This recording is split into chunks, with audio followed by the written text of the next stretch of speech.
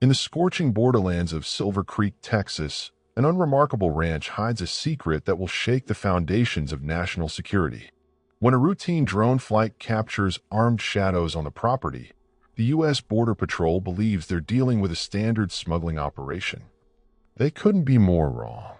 Beneath the dusty corrals and rundown barns lies a fortress, a sprawling 75,000 square foot bunker engineered by the ruthless Los Buitres Cartel. Equipped with advanced weaponry, encrypted communications, and a production line for untold contraband, it's the kind of criminal stronghold intelligence agencies only whisper about. But the cartel's grand design is about to meet its greatest threat. Agent David Herrera isn't just another border officer ticking boxes on a patrol shift. A decade of frontline experience taught him how to read the land, outsmart desperate men, and wage a quiet war against evil.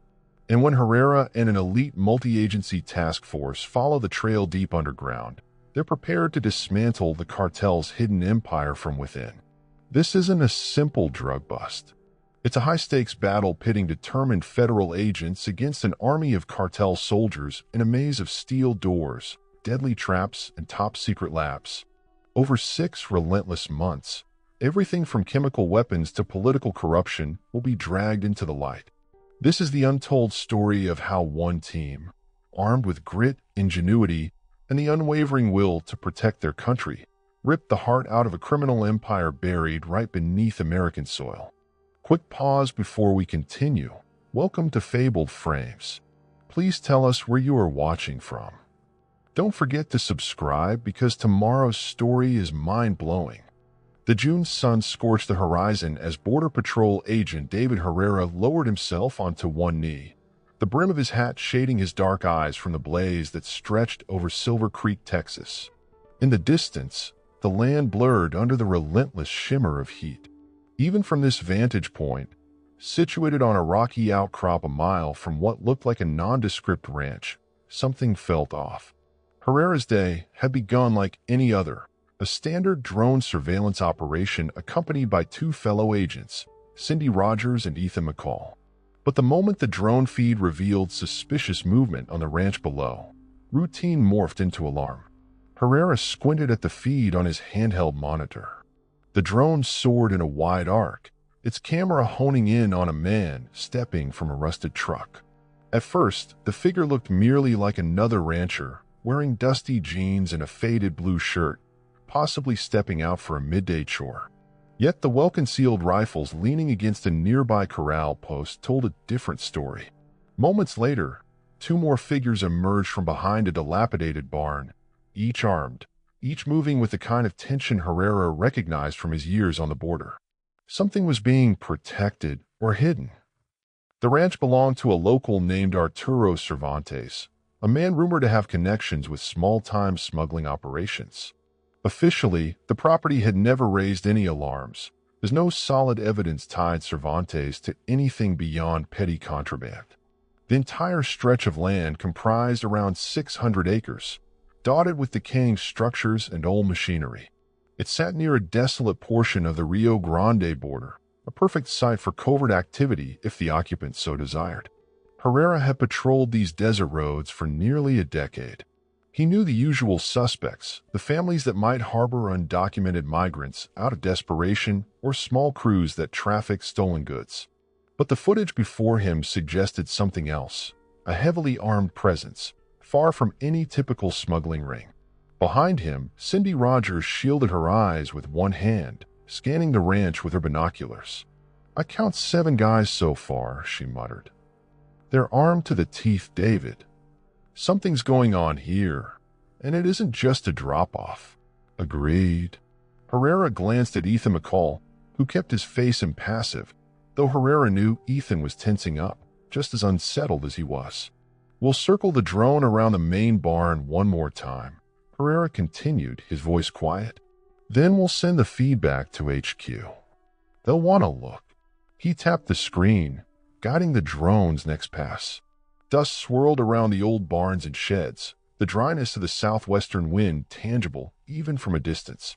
One of the men on the screen glanced upward as though he sensed the drone's electric buzz.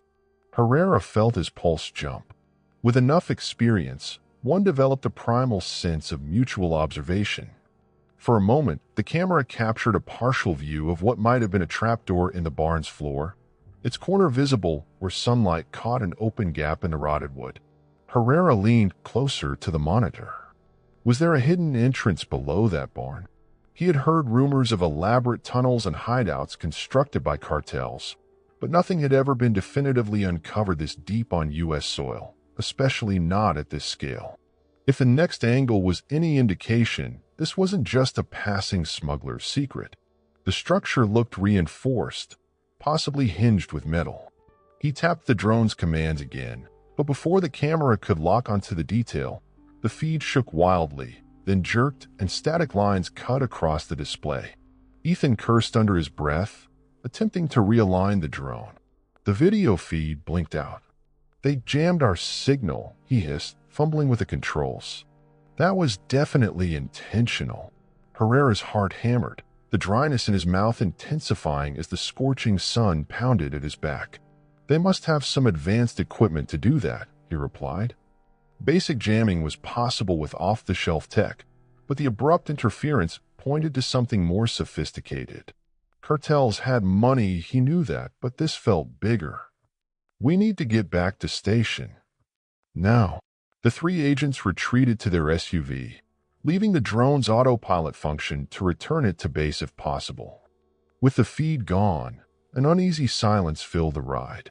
They had discovered a serious red flag, a heavily guarded ranch, suspicious hardware, possibly a hidden entrance in a barn, and the abrupt jamming signal that whoever was there would defend their operation at all costs. As they sped away, Herrera couldn't help feeling that he just glimpsed a fraction of something larger. He was right. By the time they reached the Silver Creek station, the late afternoon sky blazed orange, setting the desert ablaze in shadows and gold. Herrera's superior, Captain Maria del Toro, wasted no time gathering them in the briefing room.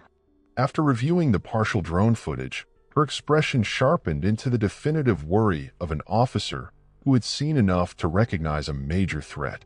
"I'll contact our intelligence liaison at once." "This looks big," she said, crossing her arms. "We need to move, but we need official clearance. No half-baked raids. If this is the Los Buitres Cartel or some other group that's expanded operations, we need some heavy support." Herrera nodded, forcibly calm, though adrenaline still raced in his veins. He had never seen this degree of militarization on a ranch that was supposedly off the radar. "I want to go in," he said. "One-night recon, minimal numbers, to see what exactly is happening before we mobilize a big operation. Our drone's compromised, so we'll do this old school." Captain Del Toro hesitated, glancing at the incomplete snapshots on the projector screen. "We need thorough planning," she said finally. "All we know for sure is that they jammed the drone and they're armed. If you want to do a recon mission, fine. But you're taking a small team, and you're going in quietly." She flicked the projector off. "We don't want to start a war." "Not yet." Somewhere deep within Herrera, a flicker of apprehension warned him that stepping onto that ranch after nightfall would be stepping into the lion's den. The men they'd seen were no amateurs. This had the hallmarks of a cartel operation bigger than any he had dealt with before. And the possibility that there was more beneath that barn made his skin prickle. If they had the means to jam a high-frequency drone, what else were they capable of? He exchanged glances with Cindy and Ethan. They both wore grim, determined looks.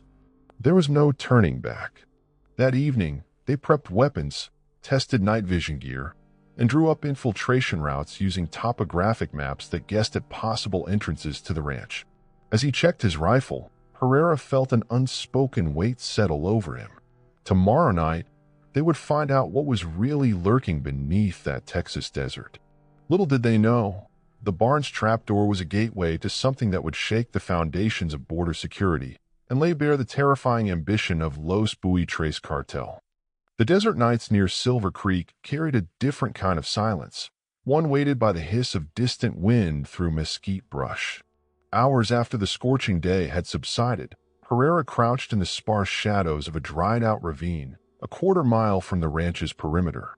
Clouds slid across a waxing moon, casting fleeting darkness over the sandy plains. With him were Cindy Rogers and Ethan McCall, both armed with suppressed rifles. They intended a simple objective: stake out, observe, and retreat. Yet simple rarely held its meaning in these borderlands. Through his night vision scope, Herrera glimpsed the ranch in an eerie green glow. The barn they had seen on the drone footage was now partially illuminated by floodlights mounted on tall poles. The entire compound appeared more fortified than expected. A chain-link fence topped with barbed wire encompassed the main structures, and the gate looked newly reinforced with steel plating. A typical ranch might have a padlocked gate at best. This was on another level. They had parked their SUV almost 2 miles away, traveling on foot the rest of the way. Before leaving the station, Captain Del Toro had insisted they have a backup tactical unit on standby should the mission go awry. But Herrera, determined to keep a low profile, told her it was best not to spook potential watchers with more trucks. He questioned his own decision now. The place looked every bit like a fortress. Ethan exhaled slowly. I see 2 men patrolling the fence, each armed with assault rifles.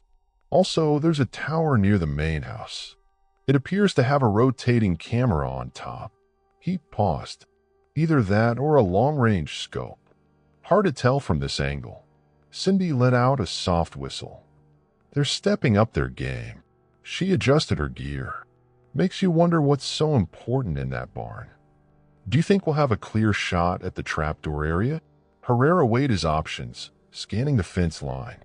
We might. The barn's side door is on the west end. That's the darkest spot. If we crawl in from the side ravine, we might avoid the floodlights at least. He huffed, half to himself. But if they see us, this could turn into a firefight we're not equipped for tonight. They decided to shift about 100 yards north, where a shallow ditch meandered toward the barn's rear. Each step they took was meticulous. The moon slipped behind a cloud, granting temporary cover. Herrera tried not to kick any rocks or disturb the brittle vegetation. A single clink or crunch could echo unnaturally in the desert stillness. When they reached the vantage they wanted, they dropped to their stomachs, peering through scopes once more. An armed guard emerged from behind the barn, scanning the perimeter. Each agent froze, hearts pounding in unison. Herrera bit down on his lip, certain he could almost feel the man's gaze sweeping over them. But after a tense 30 seconds, the guard trudged on, apparently satisfied. In the distance, a coyote howled, a small lonesome cry echoing across the Texas night. Ethan motioned with his hand to inch closer. They covered another 20 feet until the barn's chipped wooden planks were just visible in the gloom. There, beneath the skeleton of an old tractor that served as half-buried junk on the property, a faint glow seeped from a seam along the barn's foundation. Cindy's eyes widened, and she slowly nudged Herrera to see. Through the slight gap, light emanated from somewhere below ground. Herrera steadied his breathing. This was no typical cellar lamp. The illumination was bright, almost sterile, like fluorescent lighting. He felt the hair at the back of his neck stand on end. A ranch known for suspicious smuggling might have a hidden trapdoor, but who would run an entire subterranean operation with industrial lighting? Cartels, or at least the more powerful ones, have been rumored to build elaborate tunnels across the border. But 75,000 square feet? That was an urban legend, or so he had thought. He worried they might be on the threshold of verifying a rumor that could change everything. Cindy tapped his shoulder. I want to get closer. Let's see if there's a crack or hole we can look through. If we can confirm what's inside, we'll have enough for an official raid. He hesitated, looking at Ethan. They both nodded, though concern etched their faces. This was the exact moment their mission risked crossing from observation to direct intrusion. Yet they couldn't walk away without more intel. Carefully, they crept forward, their bodies flush to the ground. Using the cover of junk piles, old tires, and random debris, they navigated to a spot just beside the barn's outer wall. Herrera pressed his ear to a gap between two warped planks. Dull humming sounds, possibly the whir of machinery, rose from below. It resembled industrial-grade HVAC systems. The stench of engine oil, chemical solvents, and something acrid reached his nostrils. He ventured a single glance through the sliver. In the faint strip of visible space, he saw a steep metal staircase descending into a well-lit area. Resting on an underground floor was a piece of advanced equipment, a hydraulic press with a bright yellow body. Next to it lay what looked like rows of metal racks, each holding something cylindrical, though he couldn't make out details. The presence of a hydraulic press made his stomach flip. That was the kind of machinery used in serious arms manufacturing or large-scale drug processing. Possibly both. This was more than a mere safe house. With the jamming technology they witnessed earlier, it was likely they had a sophisticated communications room too. Nothing in Herrera's decade of service prepared him for an operation of this magnitude on U.S. soil. A sudden scrape came from the barn's side door. The three agents flattened themselves against the exterior, hearts pounding. The door creaked open, and footsteps thumped overhead. Herrera's eyes darted to his colleagues. They made no move, trusting that their dark clothing and cover of night shielded them. Above them, two men paused, exchanging hurried words in Spanish. One voice was deeper, thick with a Sinaloan accent. Herrera caught snippets, the new shipment, arriving tomorrow night, Ojinaga route.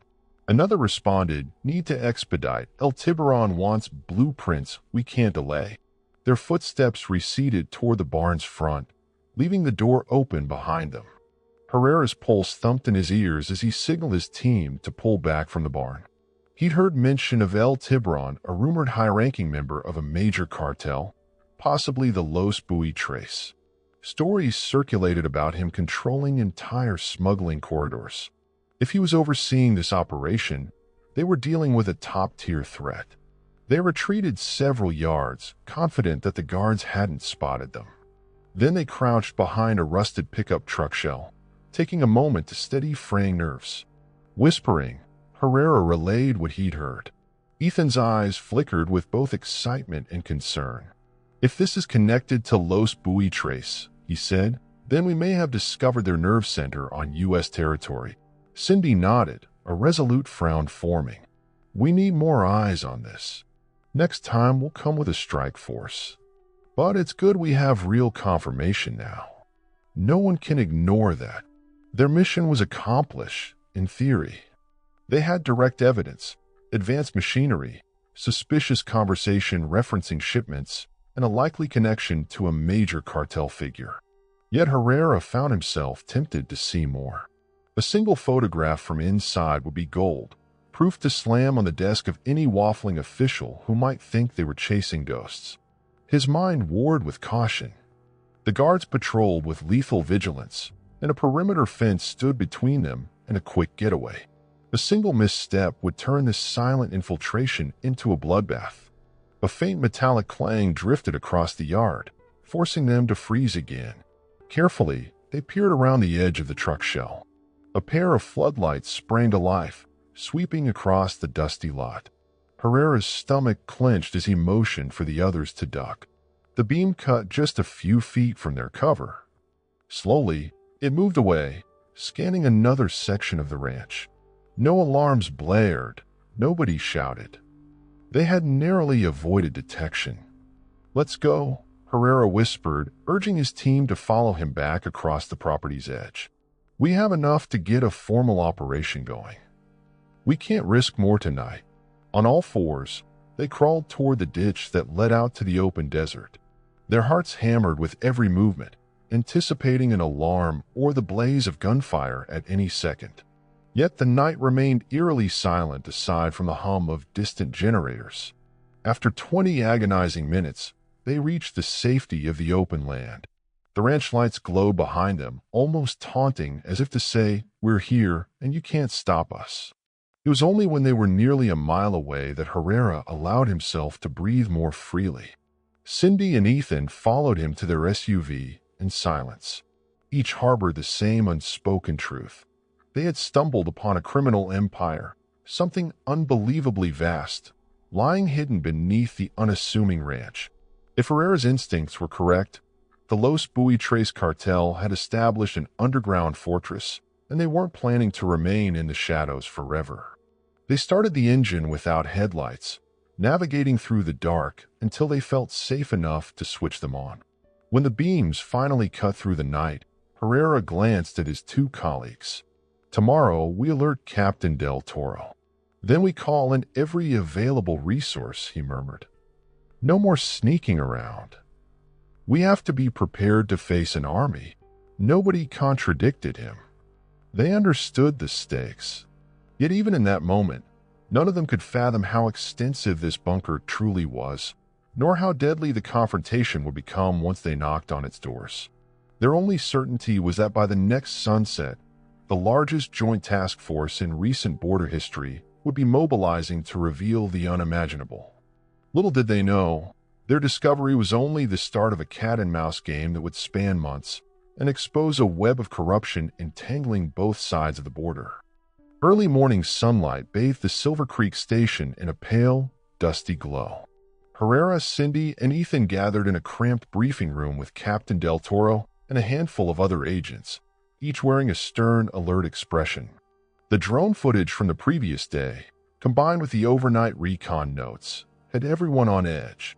Gritty voices and the hum of coffee machines filled the background as the team prepared to present their findings to an expanded audience. A contingent from Homeland Security Investigations, HSI, was set to arrive shortly. The station's outdated projector flared to life, throwing a grainy image onto the wall. It showed a still frame from the last drone pass, 3 armed figures standing near the barn. Captain Del Toro spoke first, her voice echoing in the hush. "These images, plus the intel we gathered last night, confirm an extensive operation on that ranch. We suspect an underground complex. Our short-term goal is to verify its size, scope, and if possible, gather evidence on what exactly is being produced or stored there. We also have reason to believe it's connected to Los Buitres Cartel."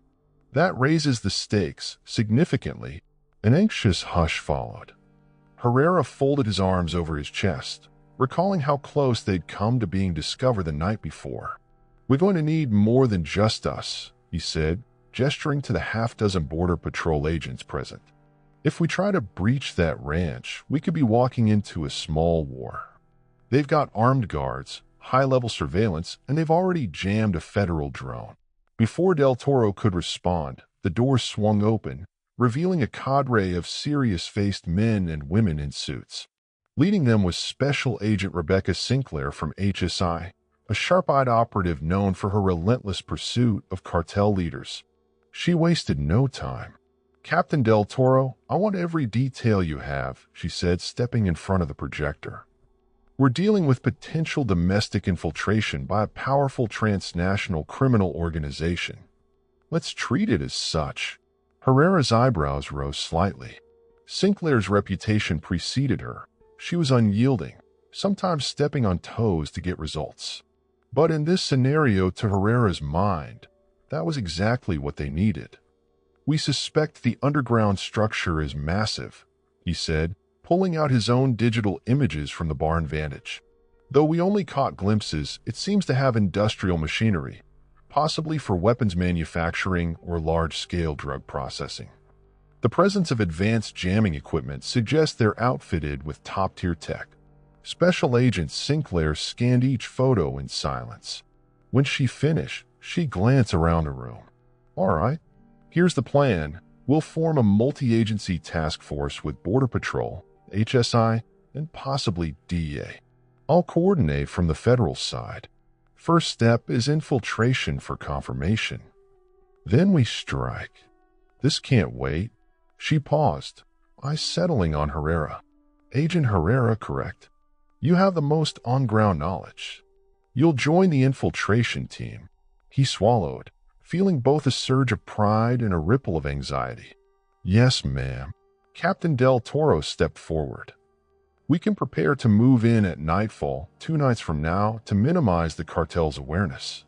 That should give us time to gather gear, vehicles, and manpower." While the room buzzed with logistical details, helicopter support, satellite imagery, mechanical breaching tools. Herrera's mind drifted to the words he overheard. Shipment arriving tomorrow night. Time was ticking. If they waited 2 more days, that shipment might disappear, and with it, crucial evidence. We might want to speed this up, he said, his voice cutting through the noise. He explained what he'd overheard in Spanish. Sinclair's brow furrowed. That changes things. We can't risk letting them move contraband or personnel out of that bunker. I'll see if we can accelerate to tomorrow at first light. That gives us a chance to intercept any cargo they have. It was a risky maneuver. Herrera knew how quickly large agencies could mobilize, but they seldom moved at lightning speed. Perhaps a day's notice would suffice. He glanced at Cindy and Ethan. Both gave tight nods, expressions resolute. They would be ready. By midday, preparations were in full swing. Agents hustled through corridors, coordinating radio frequencies, ballistic armor, and ground transport. A mobile command center, an SUV bristling with antennas, arrived in the station's lot. Herrera learned that a team of specialized tactical operators from HSI would join them, bringing drones impervious to standard jamming technology, as well as infiltration gear. The hum of nerves and adrenaline was palpable. As afternoon turned to evening, Herrera snatched a moment of quiet. He found a secluded bench under a scraggly mesquite tree at the station's edge. The desert's final rays painted the sky in hues of crimson. He closed his eyes, letting the mild breeze brush his face. He couldn't shake the feeling that once they went into that ranch, they'd be crossing a threshold. If the bunker was as vast and sophisticated as suspected, the repercussions would reverberate far beyond a single bust. Ethan approached, footsteps crunching on the sandy ground. "Mind if I sit?" Herrera offered a faint smile, gesturing for him to join. They shared an unspoken camaraderie. Both had served the border region long enough to see heartbreak and small victories. "We're really doing this," Herrera said quietly. "You nervous?" Ethan exhaled, leaning against the bench's backrest. "Yeah, but also fired up. This is what we trained for, right? Exposing the worst of the worst." He pulled out a pocket photograph of his wife and young son. "I just want to make it home safe to them." Herrera nodded. "We all do." They sat there in silence for a long moment, each wrestling with the gravity of what lay ahead. The hush was eventually broken by the distant rumble of a truck pulling into the station lot, presumably delivering more gear. With a last look at the fiery twilight sky, they stood and headed back inside. The next morning, they were on the move before dawn, a convoy of unmarked SUVs and a single blacked-out truck carrying the tactical team. Ahead of them, 2 helicopters circled out of sight, ready to provide aerial surveillance at a moment's notice. The plan: approach from multiple angles, cut off any escape routes, then move to secure the barn's entrances. Meanwhile, infiltration specialists would find a covert way into the bunker, likely the same trapdoor Herrera's team had seen, ideally catching the cartel off guard. Herrera rode in the lead SUV with Special Agent Sinclair and the HSI team lead, a stoic man named Russell Lane. Russell explained they had special thermal imaging equipment that could pinpoint underground structures if the bunker's ceiling wasn't too heavily insulated. "We'll know exactly how sprawling this place is," he said, tapping a small display mounted to the dashboard. "If it's big, and by your accounts, it is, we'll see the heat signatures from their machinery." Outside the window, dawnlight revealed the dusty plains. The approach to the ranch was a patchwork of ravines, sagebrush, and scattered cacti. Herrera couldn't help noticing how tranquil it looked, an ironic calm before they planned to unleash a joint task force on the property. The radio crackled, voices confirming positions. They were only a mile out. The plan hinged on stealth for the first phase. They'd set a perimeter, block roads leading out of the ranch, and jam the cartel's own communications if possible to prevent them from calling reinforcements. Then a small infiltration team, including Herrera, Cindy, and Ethan, would slip in undercover, take out any perimeter guards quietly, and find an access point to the subterranean complex. Once inside, they'd call the rest of the team to converge for a full sweep. It was bold, possibly dangerous, but the best option to preserve evidence.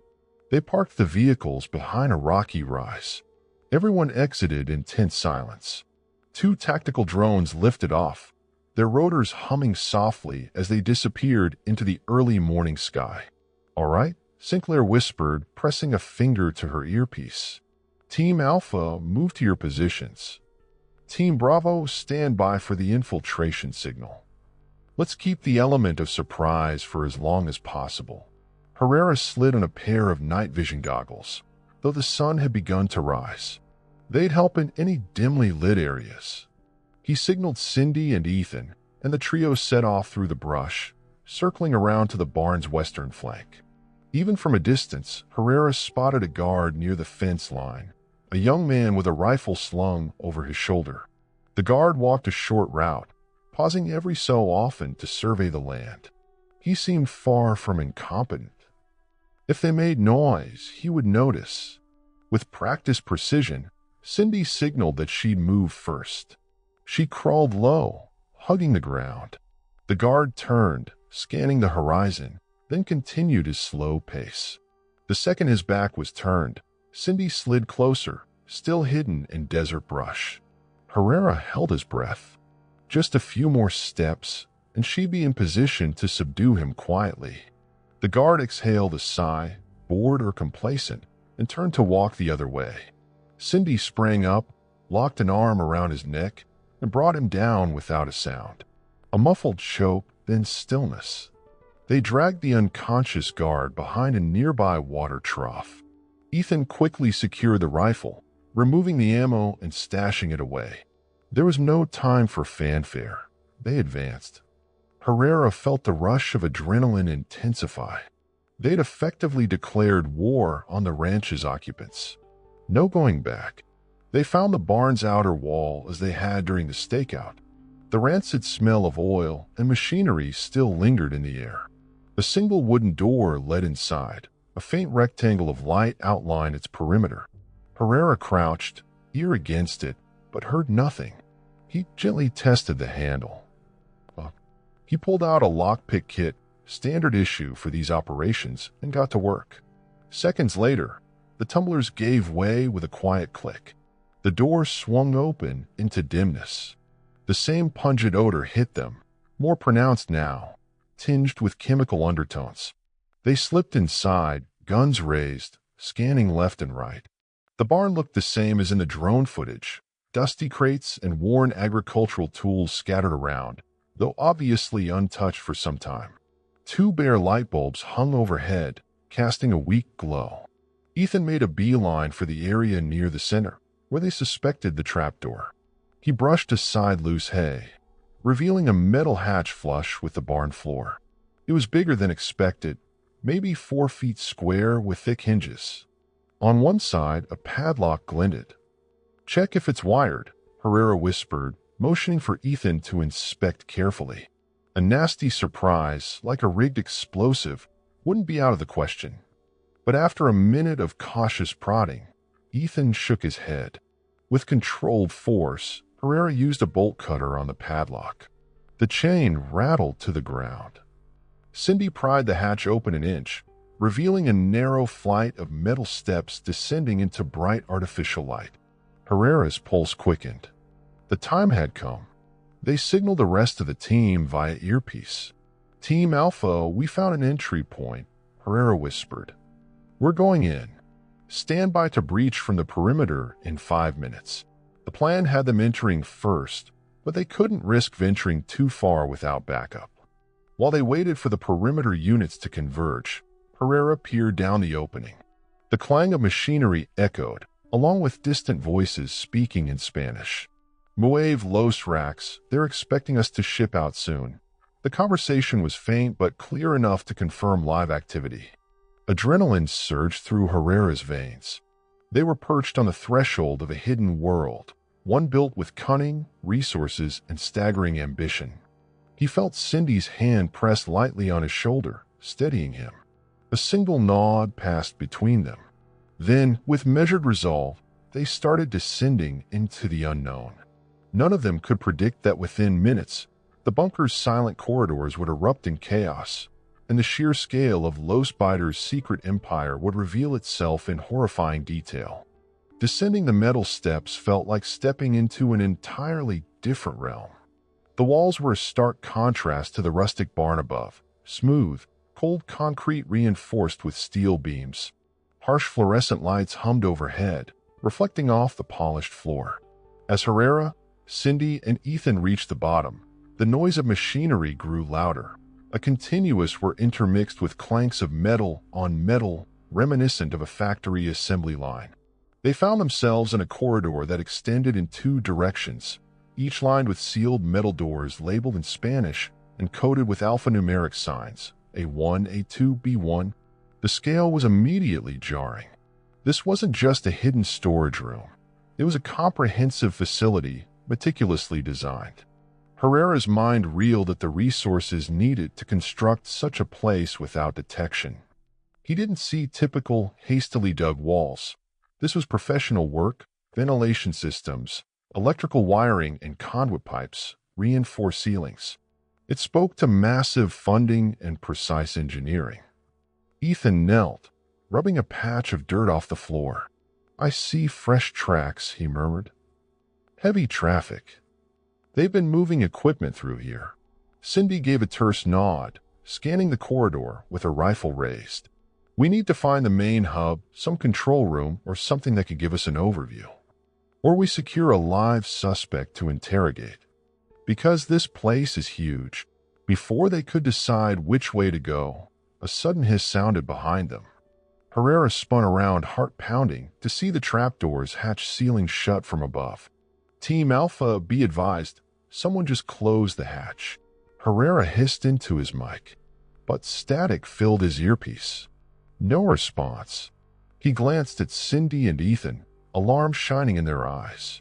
"They must have realized we're here, and they're jamming our comms again." Without external support, they were sealed inside an unknown complex. Herrera forced himself to think the rest of the team would attempt to breach from above soon. But if the cartel had anticipated an assault, they might have fallback protocols to lock down entire sections. They had to move or risk being trapped like rats. Carefully, they advanced deeper.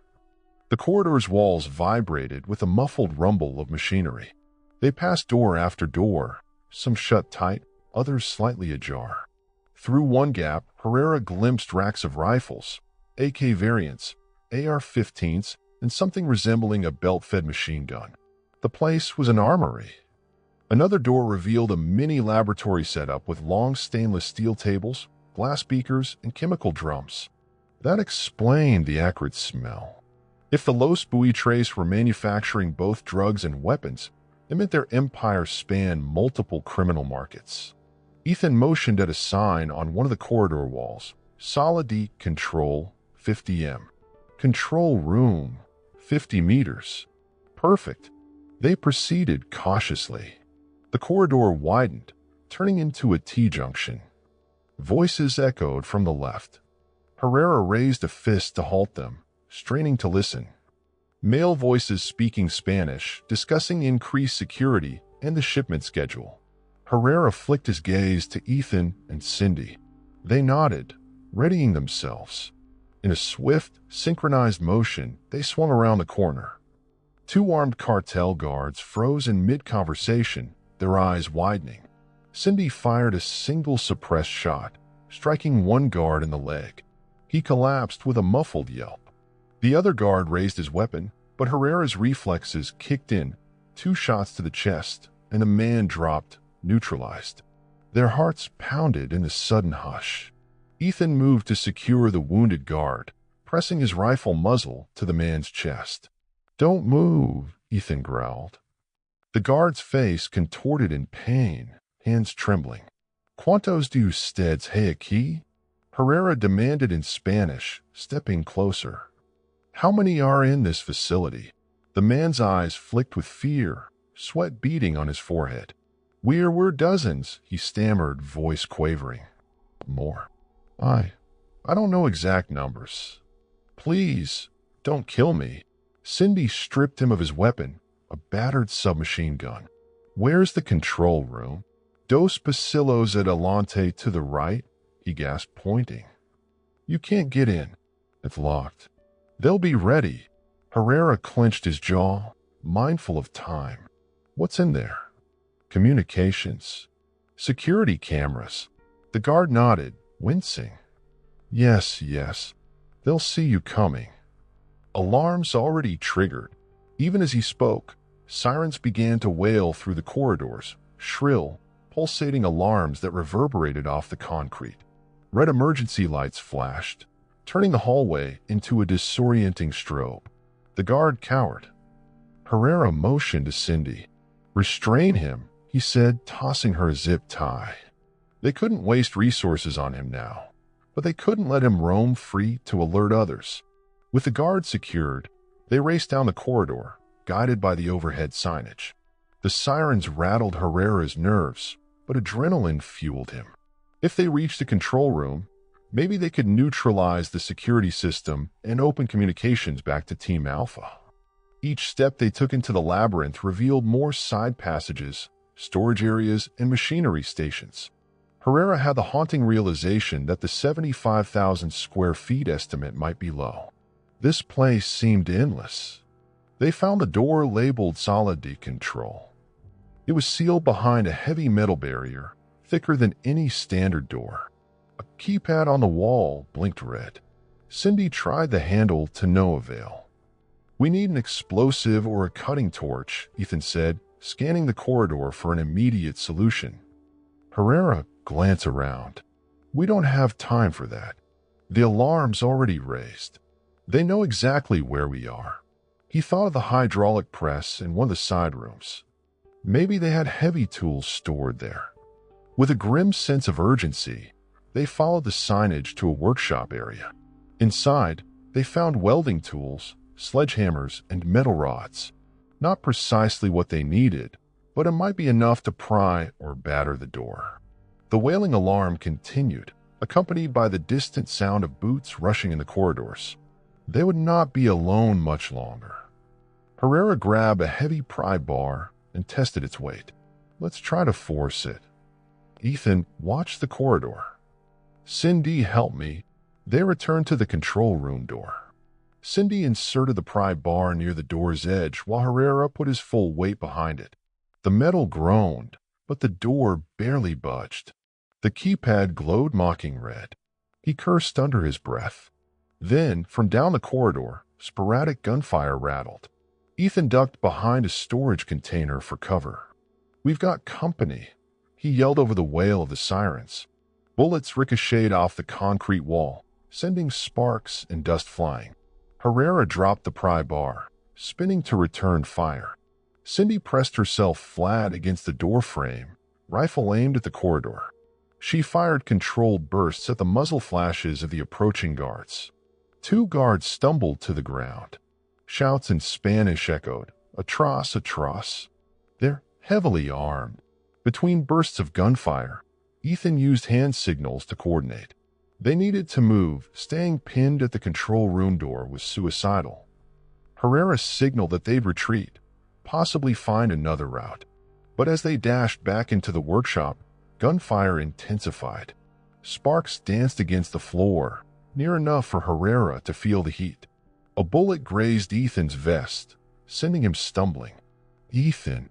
Cindy cried, pulling him into cover behind a massive tool chest. She checked his vest. A round had struck near the right shoulder, but it hadn't penetrated. He was rattled, but still functional. They were pinned, though. More guards joined the firefight from the corridor, spreading out to flank them. The workshop had one exit, and it was blocked by at least half a dozen heavily armed men. Herrera scanned the area, searching for any secondary exits. On the far side, an industrial vent large enough to crawl through was set about 4 feet off the ground. He motioned at it. Cindy frowned, but Ethan caught on, nodding. "We have no choice," Herrera muttered, sliding toward the vent.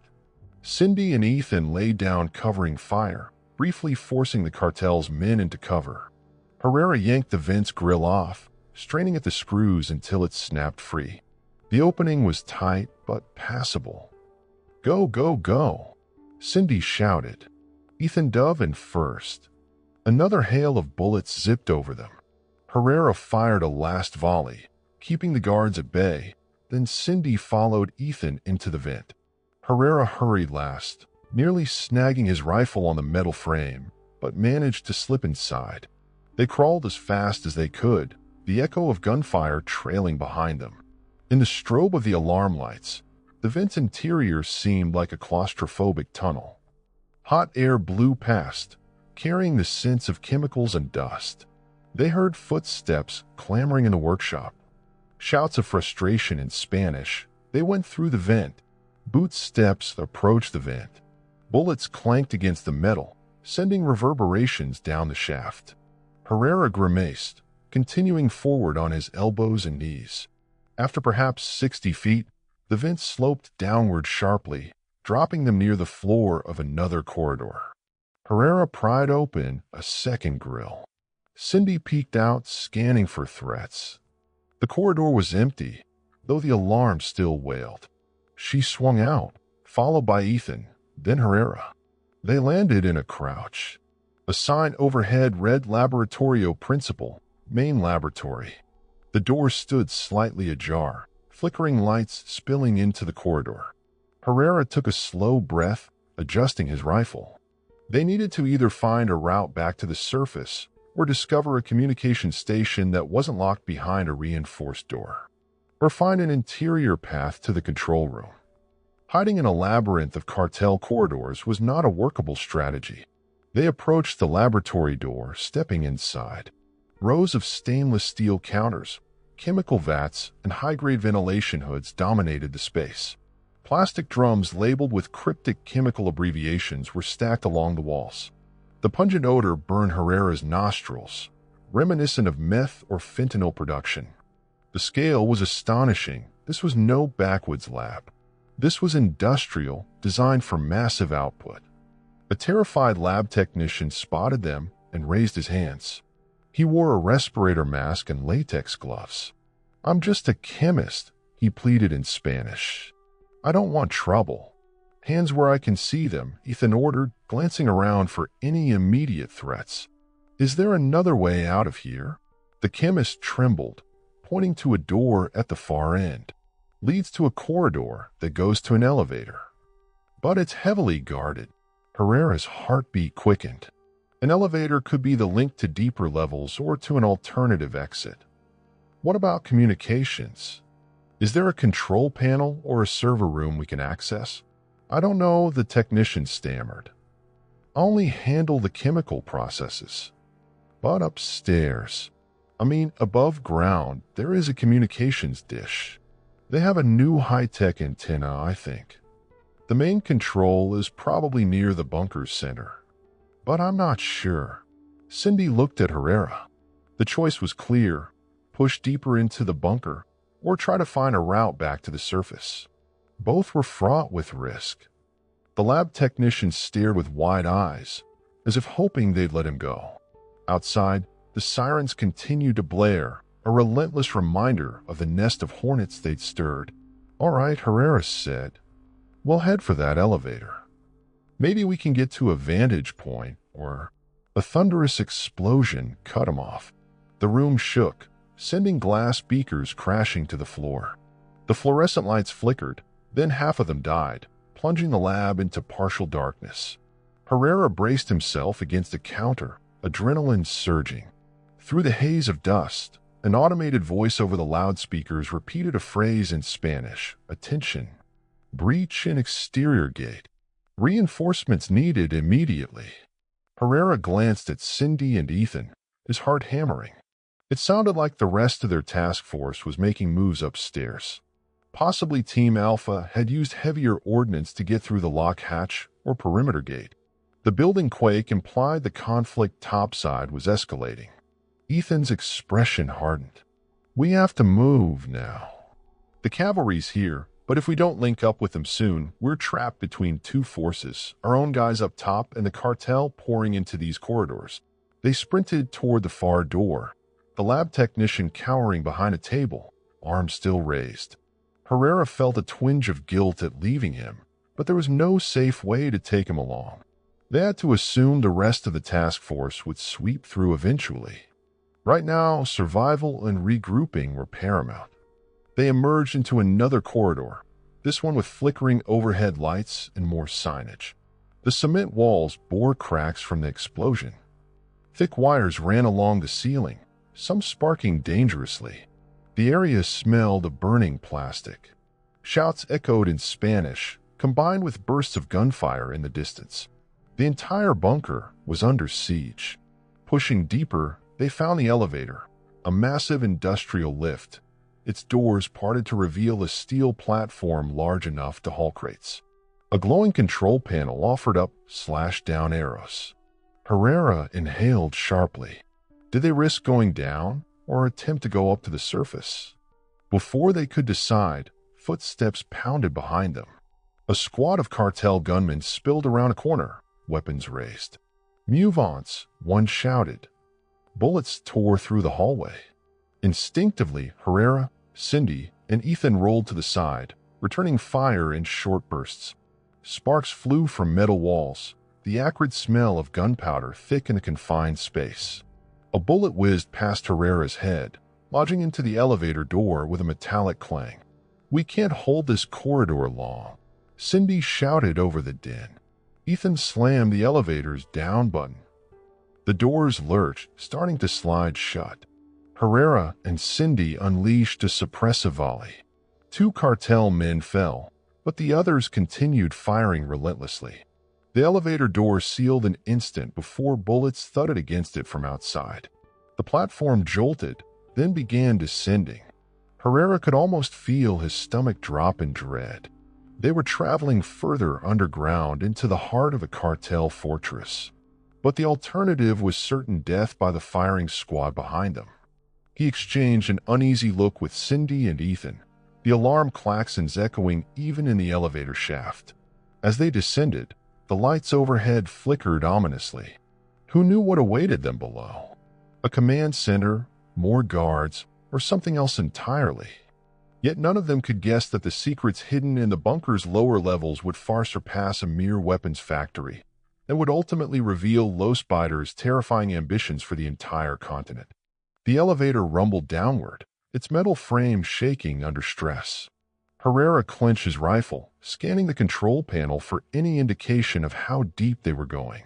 A digital display flicked from -1 to -2, then continued descending. He swallowed. At least 2 levels below ground.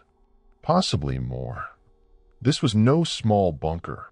It was a subterranean fortress. A few overhead fluorescent lights still sputtered, but the flicker gave the compartment a nerve-wracking strobe effect.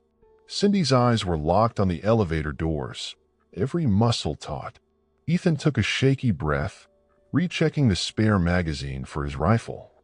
Herrera's mind buzzed with half-formed questions. How far did the bunker extend? Were there multiple elevator shafts? Could the cartel have escape routes to the surface from these lower levels? The moment the elevator jerked to a stop, the doors slid open with a metallic groan. Darkness greeted them. The hall lights had apparently shorted out. Only the faint red glow of emergency fixtures flickered along the corridor floor. The alarm klaxons were still audible, but muffled here, as though separated by thick walls or doors. A musty smell hung in the stagnant air. They stepped out cautiously, weapons at the ready. Distant humming of machinery vibrated through the floor, accompanied by the faint hiss of pressurized air. Herrera spotted a sign on the wall, partially illuminated by the emergency lights. Centro de Communications 100M. He exhaled relief. If they could access that communications center, they might break through the cartel's jamming signals and coordinate with the task force. He motioned for the others to follow the arrow. Around a corner, they found a large reinforced door with bulletproof glass windows, leading into what looked like a secure room. A sign above it read Communications Y-Core Denison. Through the glass, Herrera could make out the silhouettes of consoles and monitors. This was it. The door, however, was sealed. Next to it, a biometric scanner blinked a faint green. Cindy cursed under her breath, shaking her head. We'll never get through that without a key card or an authorized fingerprint. Herrera eyed the surrounding corridor. We could find someone who has it. A risk, but they had few alternatives. The cartels often used high-level security, meaning only trusted personnel might have access. If we can't get in, we can't coordinate with the outside. He paused, an idea sparking. Maybe we can cut the power to the door's locking mechanism. Ethan turned to examine a wall panel full of cables, likely controlling the power flow. We'd still need to pry it open or blow it, he said, tapping the thick steel. We might not have enough explosives for that. We're running low. As they deliberated, footsteps echoed from an adjacent hallway. Herrera froze, signaling the others to take cover behind crates stacked near the door. The corridor was only dimly lit by red emergency lights, giving them shadowy recesses to hide in. The footsteps grew louder. A group of armed men appeared, flashlights sweeping. Their conversation was tense. One man, presumably the leader, wore a vest bristling with tactical pouches. "We need to secure the communication center," he barked in Spanish. "El Tiburon wants updates. If you see anyone not wearing our patch, shoot on sight." Herrera's heart skipped. El Tiburon was a name they'd heard at the barn, allegedly a top-tier leader within Los Buitres. If these men were heading for the same room, they might have the biometric clearance to open it. He silently motioned to Cindy and Ethan. "We ambush them before they get inside, take the key, and access the communication systems." They nodded grimly. The cartel squad arrived at the door. The leader stepped up to the biometric scanner. In the strobe of a flickering overhead light, Herrera glimpsed a keycard clipped to the man's belt. Perfect. Just as the scanner pinged acceptance and the door began sliding open, Herrera signaled the attack. They emerged from cover, guns raised. Herrera fired 2 quick shots, taking down a guard at the rear. Cindy and Ethan targeted the men on the left, bullets stitching across body armor. The leader, reacting with surprising agility, dived to the floor, rolling behind a maintenance cart. Return fire cracked through the corridor, muzzle flashes illuminating fear-racked faces. Herrera advanced, pressing the advantage. He pinned the leader behind the cart with suppressive fire while Cindy flanked. The man tried to pivot, but Cindy's well-aimed shot caught him in the shoulder. He dropped his rifle, clutching the wound with a grunt of pain. Blood spilled across his vest. Ethan lunged forward to secure the keycard from the man's belt while Herrera kept watch on the others. The entire skirmish lasted mere seconds, but in the confined corridor, it felt like a drawn-out battle. With the cartel squad neutralized, they dragged the wounded leader aside, pressing a makeshift bandage to his shoulder. Herrera glared down at him. "You have 3 seconds to tell me how to override the communications panel." The man, face contorted with pain, spat at Herrera's boot. "You'll all be dead soon," he hissed in Spanish. "This place is sealed. Even if you manage to kill us, others will come." Cindy pressed a rifle muzzle to his cheek, voice low and threatening. "Answer the question, or I'll make sure you never hold a gun again." He gritted his teeth, sweat beading on his forehead. "You can open the door with my key card, but you'll need the console passcode. 553298. That's it." Herrera nodded to Ethan, who helped the man aside, ensuring he was no longer an immediate threat. They stepped over the lifeless bodies of the other guards, ignoring the stench of fresh gunpowder and blood. The door to the communications center was still partially open. Inside, rows of high-tech monitors glowed, displaying various camera feeds and data streams. A row of computers lined one wall, flashing warnings about perimeter breaches. They slipped in, and the door automatically closed behind them. Herrera swiped the keycard on the interior panel, locking it from inside, temporarily securing the room. He exhaled relief. At least they had a momentary safe haven. Cindy walked along the consoles, scanning the screens. One displayed an overhead camera feed of the ranch property, where multiple black SUVs were now visible. Another feed showed the interior corridors, a swirl of muzzle flashes and roving squads. The bunker was in chaos. Ethan jumped onto a terminal that seemed dedicated to radio transmissions, tapping the keys. Spanish text scrolled across the screen. "All in Spanish," he muttered. "Let me see if I can find a system override. We need to shut down any jamming signals they're sending out." Herrera noted an older radio set mounted to the wall. He turned it on, fiddling with the dials. Static hissed, then cleared. "HQ, this is Agent Herrera," he said into the mic, voice tight with urgency. "We are in the communications center, basement level. We have partial control, but there's a firefight in multiple corridors. Request immediate reinforcement in sub-level 2. A beat of silence, then a crackle. "Herrera, this is Captain Del Toro. We've breached the barn area, but the main hatch was heavily barricaded. We're hitting strong resistance in the corridors. We're bringing in a second wave of tactical units. Can you hold?" Relief flooded Herrera. "We'll hold as best we can. The bunker is massive, multiple floors. Cartel is better armed than we expected. We believe top leadership might be here, including someone called El Tiburon." Del Toro's voice hardened. "Understood. Sinclair's teams are pushing from the top level. Secure that communications center if you can. We'll try to converge from above." The line hissed again, cutting out. They had partial communication, though the signal was weak. At least they weren't entirely cut off. Ethan continued typing furiously, searching the system for any overrides. "I see something referencing advanced encryption for external communications. They're definitely plugged into a network that extends beyond this facility. This is some high-level operation." He tapped a final key. "Got the jamming control. It's partially offline due to the structural damage upstairs, but let me see if I can shut it down completely." Just as he spoke, an echoing boom reverberated outside, shaking the communication center walls. The monitors flickered. A klaxon alarm squealed, different from the earlier one, deeper, more urgent. Automatic warnings scrolled across the screens in Spanish. "Structural integrity compromised in Sector C." Herrera's eyes darted to a camera feed labeled Sector C. Dust and debris clouded the corridor, collapsed beams partially blocking the path. Through the swirling debris, armed figures advanced. Task force or cartel? It was hard to tell. Cindy pored over a separate monitor. "David, you need to see this." He stepped over, eyes landing on a blueprint overlay for sublevels labeled C1, C2, C3. The map showed a sprawling labyrinth.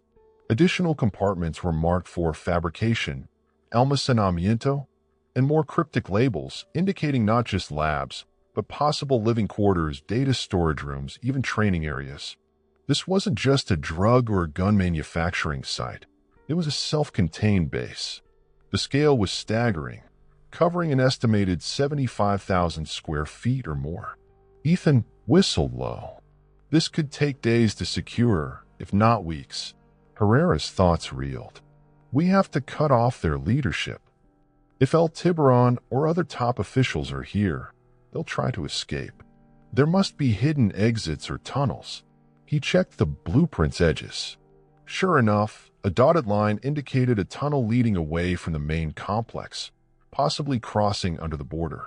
Another arrow pointed to what might be a vertical shaft. They might slip away if we don't move fast. Suddenly, the comms console blared with an incoming message.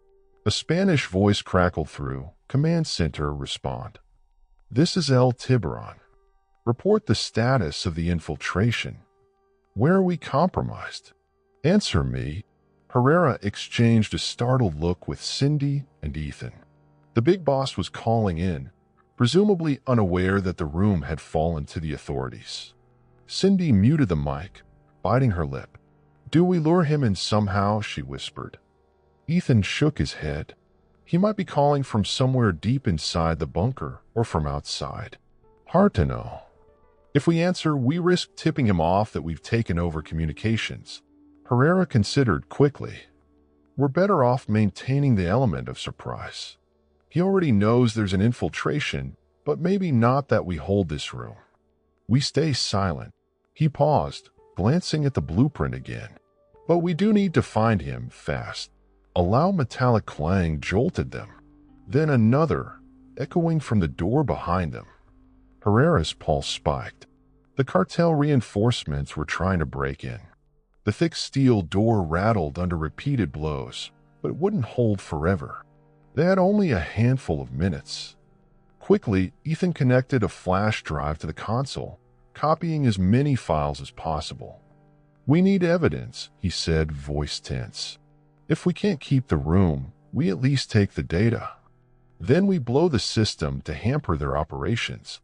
Cindy planted a small breaching charge near a critical junction of wires, enough to fry the system. She glanced at Herrera, waiting for confirmation. He gave a single nod. "Do it. Let's get out of here before they breach the door." The hammering intensified. A faint glow of sparks trickled in as the cartel presumably tried to torch or cut through the steel. Herrera guessed they had a minute at best. "Ethan, you got the files," he barked. Copying done." Ethan yanked the flash drive free. "Okay, let's move." They rushed to the back of the communication center, where a side door offered an alternative exit. Herrera swiped the keycard. It slid open, revealing a narrow passage. The alarm still wailed, interspersed with mechanical groans from the battered structure. Cindy triggered the charge's timer. They had 15 seconds. A quick dash through the doorway, and they sprinted down the corridor. Behind them, the door to the communications room finally gave way, accompanied by the startled shouts of cartel gunmen. A deafening explosion lit up the corridor, blowing out power lines and monitors, sending a burst of flame and smoke through the communication center. Herrera prayed that the sabotage had taken out the jamming systems and destroyed any data the cartel might use against them. Now, with the hallway plunged into near darkness, their only illumination came from emergency beacons and flickering overhead lights. They ran, hearts hammering, uncertain what they might encounter. Each step echoed in the vast emptiness. They emerged into a large chamber that looked like a loading area, concrete floors stained with oil, overhead gantries for moving heavy crates. A scattering of vehicles, ATVs and small trucks, stood parked, presumably for underground transport. The labyrinth extended in multiple directions, each corridor overshadowed by gloom. "Which way?" Cindy asked, breath ragged. She held her rifle at the ready, scanning for threats.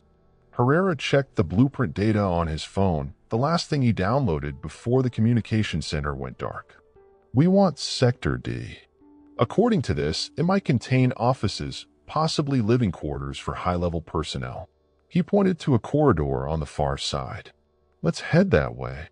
Their footsteps echoed as they crept across the loading bay, weaving between parked vehicles. Distant gunfire reverberated from unknown corridors. They were not alone, but the complex was vast enough that entire sections might remain unguarded for now. The plan was to link with the main task force or intercept the top leadership. The question was which they'd encounter first. Nearing the corridor labeled Sector D, they paused at the sound of faint voices. Herrera signaled for silence, pressing himself against the wall. A small group was talking inside an office, the window partially shattered. He inched forward, peering through the broken glass. 3 men dressed in suits, looking more like corporate executives than cartel thugs, huddled around a table covered in documents. A large map pinned to the wall displayed routes spanning from Central America up through Texas, crossing into multiple states. This had to be a planning hub. Just then, one of the men lifted a phone, speaking rapidly in Spanish.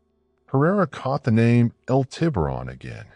They were definitely part of the leadership, possibly second-tier lieutenants. Herrera gestured to Ethan and Cindy. "Get ready." They nodded, flanking the doorway. On his mark, they burst in, weapons raised. "Hands up. Don't move." Herrera barked in Spanish. The men jumped, sending papers flying. One reached into his jacket, possibly for a weapon, and Cindy shot him in the shoulder, sending him crashing into a filing cabinet. The other two froze, eyes wide with shock.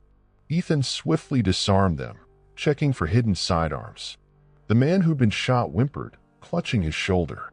Herrera approached the pair who remained standing, pressing the muzzle of his rifle just shy of their chests. "Where's El Tiburon?" he demanded. They exchanged panicked glances. One, with slicked-back hair, stammered, He's in the Central Command office, Sector E. You can't get to him. Guards. Traps. He'll kill you." Herrera's voice was ice. "Try us."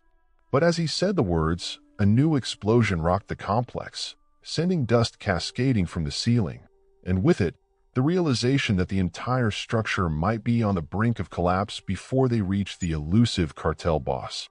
A swirling cloud of dust descended from the ceiling as the underground complex shuddered for the second time in minutes. Alarms continued their shrill wail, and the overhead lights flickered ominously. Herrera felt an unsettling vibration under his boots, as if the very foundation of the bunker were cracking under the stress of battle above and sabotage within. Cindy knelt beside the wounded, suit-clad man, searching him for a phone or keycard. She found both a high-end smartphone and a slick ID badge bearing the Los Buitres insignia. "Might be useful," she muttered, pocketing them. Ethan secured the other two men, zip-tying their wrists to an exposed pipe. One of them trembled, nearly hyperventilating. Herrera turned to the man with slicked-back hair who claimed El Tiburon was in Sector E. "Show me how to reach him," Herrera ordered, voice steely. "If you help, I'll make sure you stay alive." The man's eyes darted around, beads of sweat lining his brow. You want a direct route? Fine." He raised his bound hands, fumbling to point at a printed bunker map pinned on the wall. "You are here, Sector D. You must cross Sector C. There's a corridor that merges with E. But the main corridor is compromised by structural damage and heavy cartel defenses. They have kill switches, gas traps." Cindy's eyes narrowed. "Gas traps?" He nodded vigorously. "They can flood corridors with toxic gas if intruders are detected. Only certain routes remain safe." He flicked his gaze to a set of red lines on the map. "These lines show the safe passages. But if El Tiburon suspects you're coming, he might seal them. You'll be locked out or gassed." Herrera felt a cold knot tighten in his stomach. This wasn't just a fortress. It was a booby-trapped labyrinth. Every step was a risk. He memorized the path. "Thank you," he said flatly. "Good luck." He signaled to Cindy and Ethan to move on. As they stepped away, the two men yelled after them, but their pleas were drowned out by sirens and the rumble of distant gunfire. Out in the hallway, the dust started to settle. The overhead alarm system crackled, then a new voice blared in Spanish. "Attention to do personnel. Lockdown Level 3 initiated. Seal all passages to Sector E. Protect El Tiburon at all costs." Herrera cursed under his breath. "They know we're targeting him. We need to hurry." Ethan grimaced, checking the ammo in his rifle. "We're running low." The corridor to Sector C might be a gauntlet of armed guards. Not to mention traps. Cindy brandished the newly acquired keycard. "This might help if there are sealed doors. No guarantee it's authorized for every area, but it's worth a try." They started toward the corridor linking Sectors D and C, the path partially illuminated by dim red emergency lights. Each step echoed eerily, punctuated by the wail of sirens. The bunker's oppressive heat, likely from generator exhaust and the failing ventilation system, pressed down on them.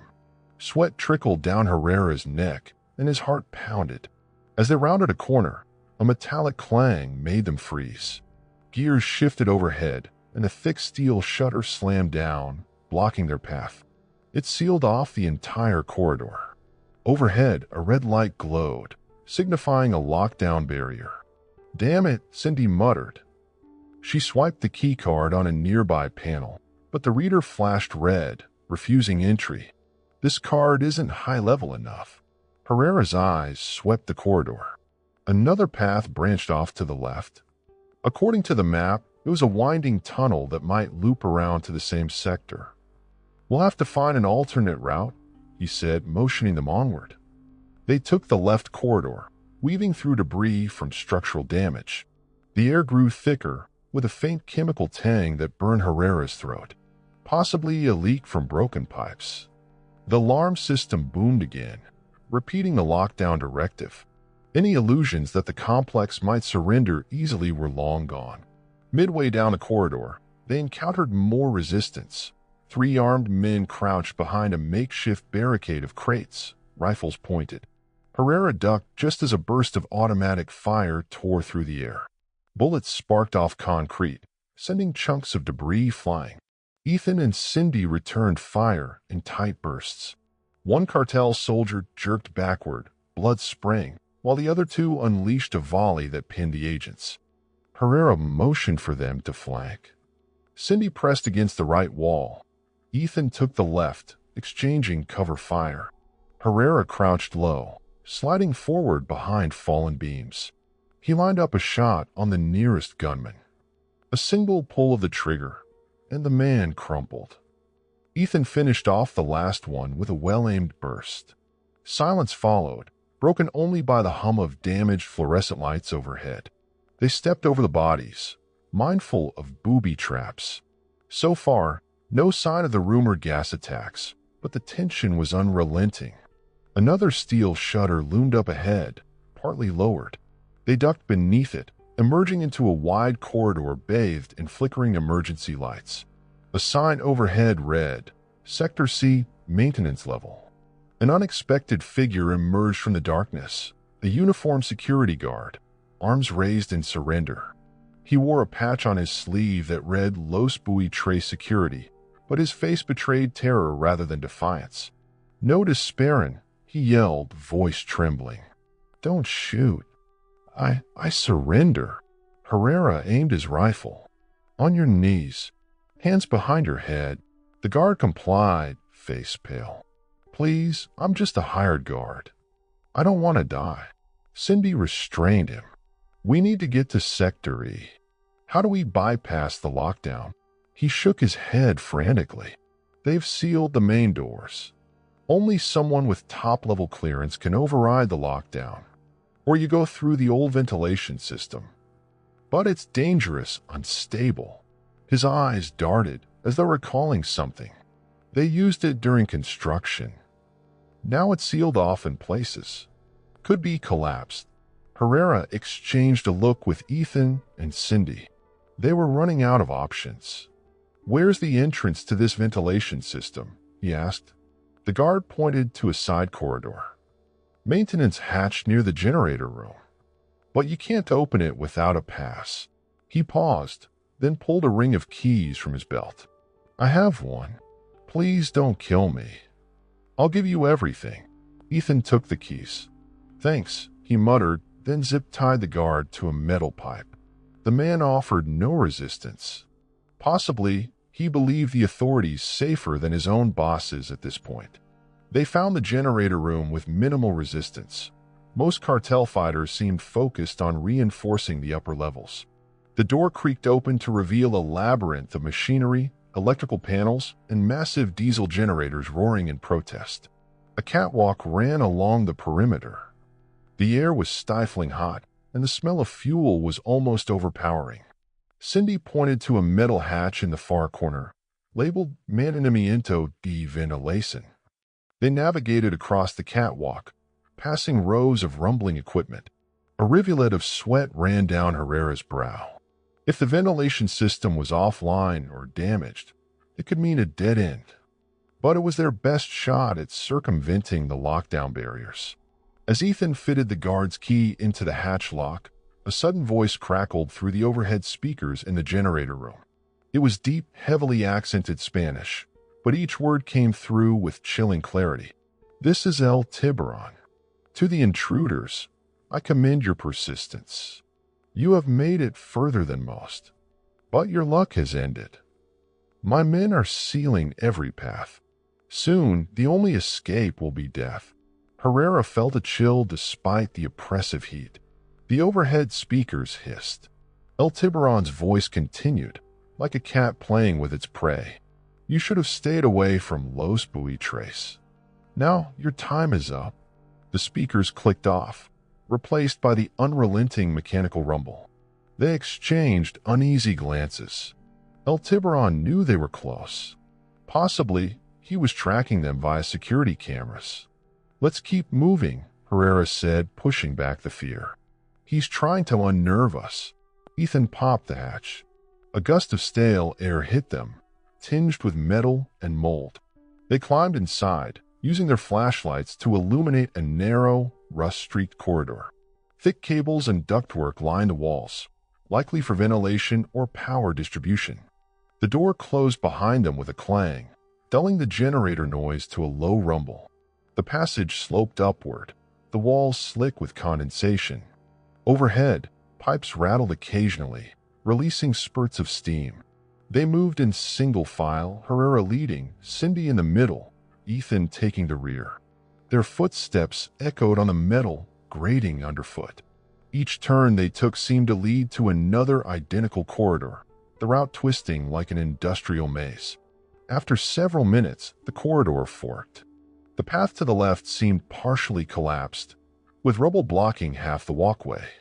The path to the right was narrower but unobstructed. Herrera glanced at Cindy, who studied the blueprint image on her phone from earlier. Hard to say which leads where. The blueprint for these maintenance corridors is incomplete. They opted for the right path, inching through claustrophobic darkness. A drop of water plunked onto Herrera's shoulder. Another hiss of steam made him flinch. Watch for structural weaknesses, he warned. One misstep could bring the ceiling crashing down. The corridor opened into a small chamber containing a metal ladder leading up. A corroded sign read Sector C Access 9E. Herrera climbed, pushing gently on the hatch overhead. It shifted, but refused to open fully. He pressed again, applying more force, until a crack of light appeared. Carefully, he peeked through, scanning the area. He saw a hallway bathed in flickering red lights. A closed metal door was on one side, with a sign reading Sector E. This might be the route they needed. Herrera signaled for the others to follow, gently lifting the hatch open. One by one, they emerged, stepping quietly onto the corridor floor. The stench of smoke was stronger here, possibly from the earlier explosions. Without warning, a voice barked behind them. Alto, they spun to find a cartel soldier, rifle at the ready. He squeezed the trigger. Herrera dove sideways, returning fire. The corridor erupted in muzzle flashes, the air thick with gunpowder. Cindy and Ethan flanked the soldier, unleashing bursts. The soldier staggered, slamming into the corridor wall before collapsing in a heap. Panting, Herrera spun to check if more were coming. Footsteps pounded from a distance, but not immediately near. The soldier's bullets had struck the floor, sending sparks dancing. No serious injuries among the team, though Cindy had a shallow graze on her upper arm. She hissed in pain, applying pressure with a quick bandage. Herrera turned to the door labeled Sector E. Another biometric scanner waited. He tried the confiscated keycard. The reader beeped, then flashed red. Denied. He cursed. We're so close. Cindy rummaged in her pack, producing a small shaped charge. I have one more breaching charge left. If the door is reinforced, it might not be enough. But let's try. Ethan stepped back, providing cover while Cindy adhered the charge to the door's hinges. Herrera winced at the idea of creating another massive explosion inside an already compromised structure, but they had no choice. They all retreated down the corridor, flattening themselves against the walls. Cindy triggered the detonator. A thunderous boom shattered the door's hinges, sending a shower of metal fragments inwards. They rushed through the doorway, rifles raised. Smoke billowed, stinging their eyes. Beyond the shattered door lay a wide hallway, plush carpeting underfoot, an incongruous luxury compared to the bunker's industrial design. The walls were adorned with framed photographs and, shockingly, modern art. Herrera's senses reeled. This was no typical corridor. It was the approach to someone's private domain, possibly El Tiburon's personal suite. As they pressed forward, they came upon a large set of double doors, each carved from heavy wood. An ornate nameplate read Oficina Central. A pair of guards lay slumped on either side, apparently taken out by the shockwave. Smoke drifted from the damaged corridor behind them. Sirens still blared, but muted in this more opulent section. The smell of cordite mingled with expensive cologne lingering in the air. Herrera's pulse hammered. If El Tiburon was anywhere, this had to be it. He grabbed the handle of one door, shoving it open. The room within was enormous, dominated by a mahogany desk. A set of large monitors lined one wall, their screens flickering with camera feeds from the entire complex. Luxurious leather chairs sat around a conference table, but the place appeared empty. They swept in, hugging the walls. No sign of the cartel boss. Herrera approached the desk, running his hand over scattered papers. Financial ledgers, shipping manifests, coded references to deals across the border. This was the nerve center, clear proof of the cartel's extensive operation. Yet the seat behind the desk was vacant. Cindy's eyes flicked to a corner of the room. A tall glass cabinet displayed an assortment of weapon prototypes, custom pistols, advanced rifles, even a battered rocket launcher. Tucked beside it was a door, partially ajar. She raised her rifle, nodding to Herrera and Ethan. They moved in.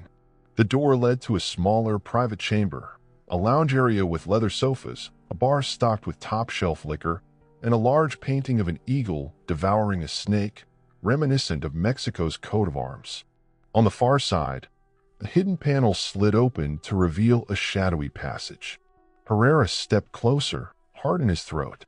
The passage angled upward, presumably leading out of the bunker. Footprints in the dust indicated recent use. A faint scuff echoed from within the passage. They aimed their rifles, anticipating a fight. Then, footsteps faded. Whoever was there was retreating quickly. El Tiburon is escaping, Ethan hissed. Herrera snapped into action. We need to follow. If we lose him, all this might be for nothing.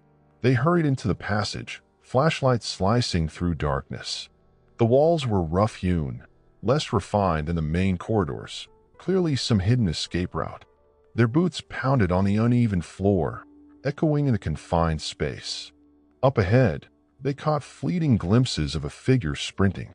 Shadows danced around him as he ascended toward an unknown exit. Herrera felt a surge of determination. This was their chance to cripple the Los Buitres empire at its core, by capturing or neutralizing its top leader. The thought fueled him, overriding exhaustion and the throbbing pain from bruises and grazes. Yet each step up that tunnel carried new risks, and the faint roar of helicopters overhead suggested that whatever was happening outside, the clock was ticking for them all. The hidden passage spiraled upward, carved through layers of limestone and reinforced with timber supports. Herrera led the way, with Cindy and Ethan close behind. Their flashlights flickered off the damp walls, revealing the footprints of a single set of boots, likely El Tiburon's. The passage angled steeply, forcing them to lean forward and brace their free hands against the rock to maintain balance. Somewhere above, the roar of helicopter blades grew louder, echoing down the shaft. It mingled with the distant thunder of gunfire and explosions from the ongoing battle. As they hurried, Herrera couldn't shake the sense of closing in on their ultimate target. Every fiber of his being burned with adrenaline, a driving push to see this through. Rounding a bend, they spotted a heavy metal door overhead, set at an incline like a cellar entrance. Light seeped through its edges. The door was slightly ajar, propped open by a metal rod. Herrera crouched, heart hammering. He gestured for Cindy and Ethan to be ready, then shoved the door open with his shoulder. They emerged into a sun-scorched clearing behind a ranch, the blazing light momentarily blinding them. The Texan midday sun slammed down, a stark contrast to the bunker's artificial gloom. The ground was littered with debris, rubble from partial collapses, pieces of twisted metal, shattered crates. Smoke rose in columns across the ranch, marking pockets of firefight. Overhead, 2 helicopters circled, one bearing the insignia of the Border Patrol, the other from HSI's tactical wing. In the distance, they heard shouting, federal agents taking positions, corralling injured cartel fighters. Gunfire crackled sporadically. But here, behind the ranch, only a few cacti and rocky outcrops dotted the landscape. The hidden exit had been cleverly placed to minimize detection. If El Tiburon had reached this spot first, he might be on foot or in a waiting vehicle. Cindy shielded her eyes, scanning the horizon. Look, dust trail. She pointed to the south, where a battered pickup truck kicked up a plume of dust. The vehicle barreled across the desert, heading away from the ranch. Ethan swore. He's escaping. Could be him in that truck. Herrera spotted a black SUV parked 100 yards away, presumably left by cartel members. We can't let him get away. Let's move. They dashed to the SUV, finding the doors unlocked, the key still in the ignition. A stroke of luck or a testament to the cartel's oversight under intense pressure. Herrera slid behind the wheel, gunning the engine. Cindy took shotgun. Ethan hopped in the back, reloading his rifle. Dust kicked up as they tore across the rocky terrain. The scorching sun and swirling grit made visibility challenging, but Herrera kept his gaze locked on the distant pickup. The truck veered toward an old trail, leading to a dry riverbed. The land was rough, jagged stones, scrub brush, and gullies. The SUV jolted violently, threatening to throw them off course. Still, Herrera pressed the accelerator, engine roaring. On the horizon, black smoke plumes hovered over the ranch. Federal vehicles moved in from multiple directions, establishing a perimeter. Through the side mirror, Herrera glimpsed one of the helicopters pivoting, possibly to track the fleeing truck. Static crackled in the SUV's radio. He fumbled for it, pressing the transmit button.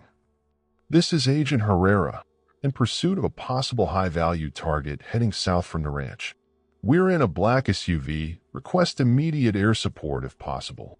A burst of static, then Captain Del Toro's voice. Herrera, we copy. Helicopter Beta is en route to assist. Confirm your location. Herrera rattled off approximate coordinates, mind racing. The pickup ahead swerved dangerously, bouncing off rocks, but it kept a lead of about 200 yards. Each second counted. If El Tiburon reached the highway or had another safe haven, the chance of capture shrank drastically. This guy knows these desert trails, Cindy muttered, bracing against the dashboard as they hit a deep rut. He's heading for the canyons, I bet. More places to lose us. Ethan peered out the back window, scanning for cartel reinforcements. None so far. They were mostly pinned down at the ranch. We have to stop him before he hits the ravines. Up ahead, the pickup disappeared behind a rocky outcrop. Herrera cursed, swerving to follow. The SUV's tires spun on loose gravel, fishtailing. Dust choked there. As they rounded the outcrop, they spotted the pickup reappearing, forging ahead across a dry gulch. The gulch's steep sides threatened to trap anyone who ventured in unprepared. Herrera gunned it, launching the SUV down the gulch's slope in pursuit. Sharp stones clanked against the undercarriage. He could almost see the pickup's driver, a man with broad shoulders, wearing a black baseball cap, though it was too far to confirm his face. The truck fishtailed, losing traction momentarily. They gained precious yards. A thunderous whoosh cut through the sky. The Border Patrol helicopter soared overhead, pivoting to track the fleeing vehicle.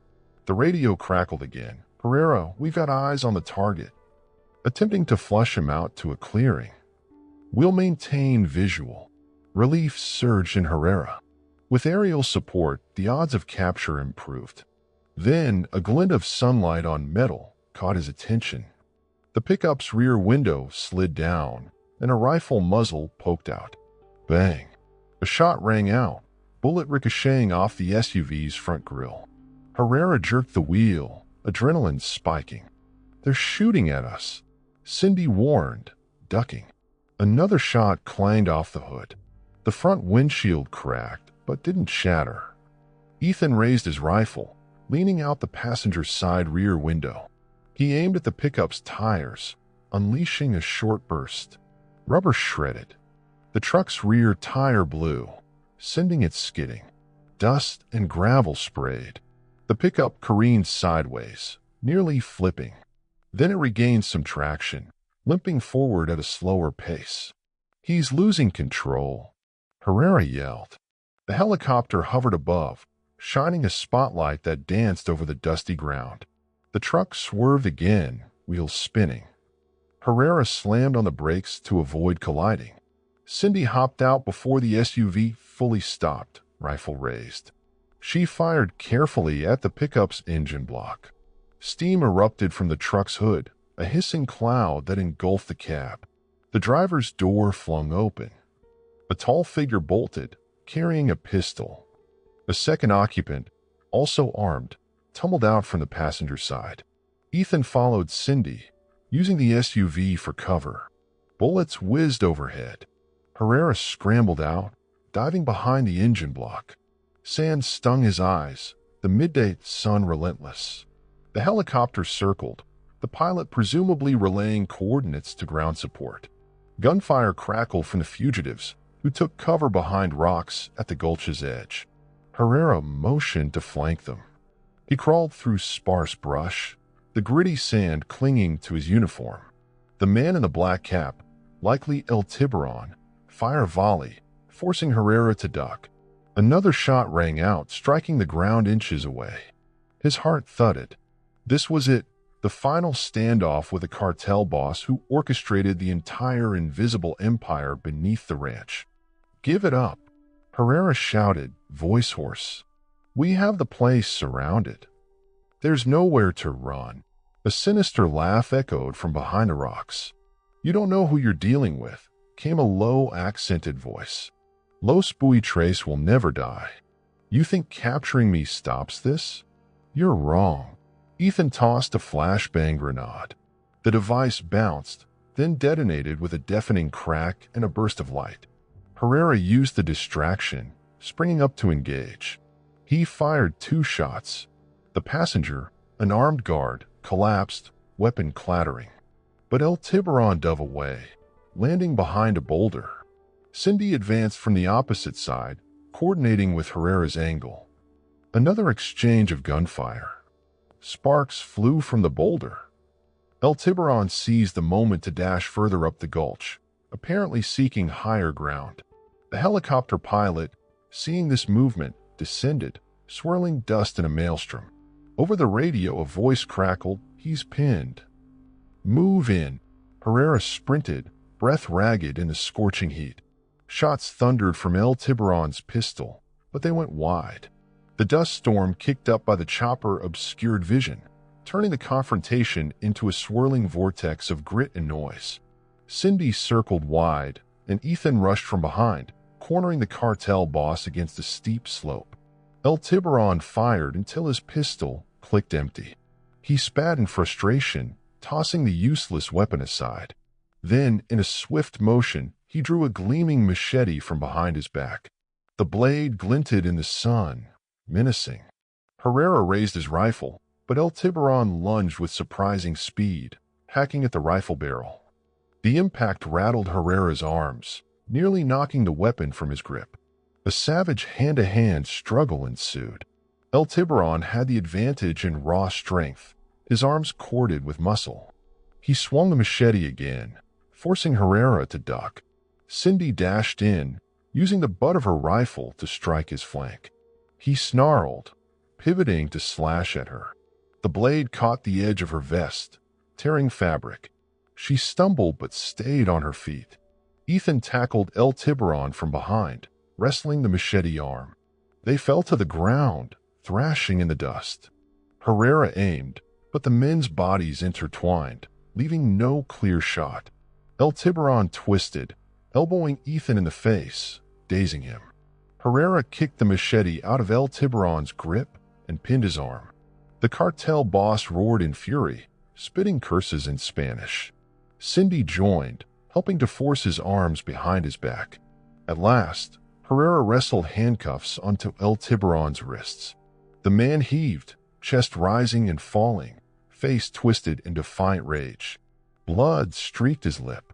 Despite his predicament, a malevolent grin curled across his face. "You think this ends with me?" he spat in Spanish. "The network is already in place. Colombia, Guatemala, Chicago, Vancouver. You can't stop it. We are everywhere." Cindy let out a shuddering breath, pushing her hair out of her face. "Shut up." She pressed him face first into the dirt. The helicopter hovered overhead, wind gusting. Ethan wiped blood from his split lip. "Nice tackle," Herrera murmured, exhausted. He turned to look at the battered pickup and the swirling dust. A wave of relief crashed over him. They had the boss El Tiburon alive. This was a massive blow to Los Buitres. But the man's mocking words lingered. "Team, this is Herrera," he said into his radio. "High-value target in custody. We have El Tiburon, repeat. El Tiburon is in custody." Applause erupted over the comm line, though it was laced with tension as the battle likely still raged at the ranch. Herrera exhaled, eyes shut briefly, letting the moment sink in. Little did they know, hidden corridors still teemed with armed loyalists, and the bunker's labyrinth would demand months of relentless work to uproot every tendril of the cartel's empire. By late afternoon, the desert sky glowed a dusky orange. Federal agents swarmed the ranch property in a flurry of activity. Armored vehicles rolled in, establishing a perimeter around the barn, the corrals, and every access point discovered during the raid. Helicopters kicked up clouds of dust as they landed. Medics rushed to treat both agents and cartel operatives who had been wounded in the fierce battle. Herrera, battered and exhausted, stood near a cluster of temporary command tents that had sprung up in a relatively clear area behind the main barn. A paramedic dabbed disinfectant on a cut above his brow. His eyes scanned the organized chaos, investigators photographing the scene, evidence technicians bagging confiscated weapons, and squads of agents descending into the bunker to secure or clear each level. Captain Del Toro approached, her dusty uniform testament to her own time under fire. She gave Herrera a curt nod. "You did well, Agent. Securing El Tiburon is a major victory. He's already been whisked away by HSI for high-level debriefing, under maximum security." Herrera sighed, recalling the cartel boss's defiant stare. "He claims the network extends far beyond this bunker. We're just scratching the surface." She pressed her lips together. "Perhaps. But this is the biggest find on U.S. soil, an entire subterranean facility dedicated to weapons manufacturing, drug production, and who knows what else. We'll unravel the rest piece by piece. Right now, we focus on shutting this place down." From behind, Special Agent Rebecca Sinclair joined them, looking equally grim. She carried a thick folder and a flash drive, the same one Ethan had used to copy data from the communications center. "We're already decrypting the files you recovered," she told Herrera. "Preliminary scans suggest massive shipments, cross-border alliances, and even some infiltration into legitimate businesses. This will be a huge case." Herrera nodded. "Good. Because I want every piece of that puzzle destroyed." He paused, scanning the immediate area. "Where are Cindy and Ethan?" Del Toro gestured to a makeshift medical station near a row of SUVs. "Getting patched up. They'll be fine. You should get some rest too." After a quick debrief, though, she motioned him toward the command tent. Inside the tent, the air was thick with the smell of sweat and desert dust. Maps, charts, and updated blueprints of the bunker covered fold-out tables. Agents relayed new findings into radios, coordinating continued sweeps of the subterranean labyrinth.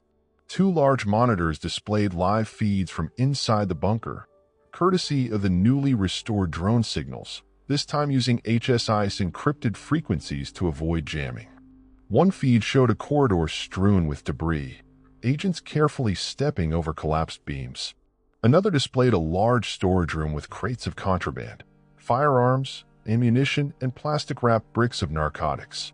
Herrera's stomach churned at the sheer scale. They could arm a small army. Captain Del Toro tapped the top of a laptop, showing a 3D model of the complex. We've identified at least 5 main sections. This operation will take months to comb through. We'll need structural engineers to ensure safety while we explore. Some areas are on the brink of collapse. Sinclair added, "The scale is unprecedented. We have at least 40 arrests so far, not counting those who died or are still barricaded in the lower sections. We've discovered a direct tunnel system that leads to the Mexican side of the border, several miles long. That might require cross-border cooperation to fully shut down. Mexican authorities have been notified." Herrera exhaled, exhaustion pressing down on him. "We can't let them re-establish. If any cell remains active, they'll try to rebuild." Sinclair gave a curt nod. "That's why we're not stopping here. It's a joint operation now. HSI, DEA, FBI, and Mexican federal agencies. We'll systematically dismantle every piece of Los Buitres' operation. Count on it." A short while later, Herrera stepped outside for fresh air, the sun dipping behind the distant hills. He spotted Cindy and Ethan, bandaged and weary, sipping bottled water near a supply truck. He approached, relief flooding him at seeing them safe. "You two okay?" he asked quietly. Cindy nodded, lifting her arm to reveal a bandage. "Just a flesh wound." She forced a smile. "How about you?" "That's a nasty gash on your forehead." Herrera touched it gingerly. "I've had worse. I'm just grateful we all made it out." Ethan let out a long breath, glancing at the swirling dust and the bustle of agents. "I still can't wrap my head around it. A 75,000 square foot bunker right under our noses. Who knows how long it's been operational?" "Years likely," Herrera said. "But it's over now. For this location, at least." Cindy's gaze shifted to the horizon.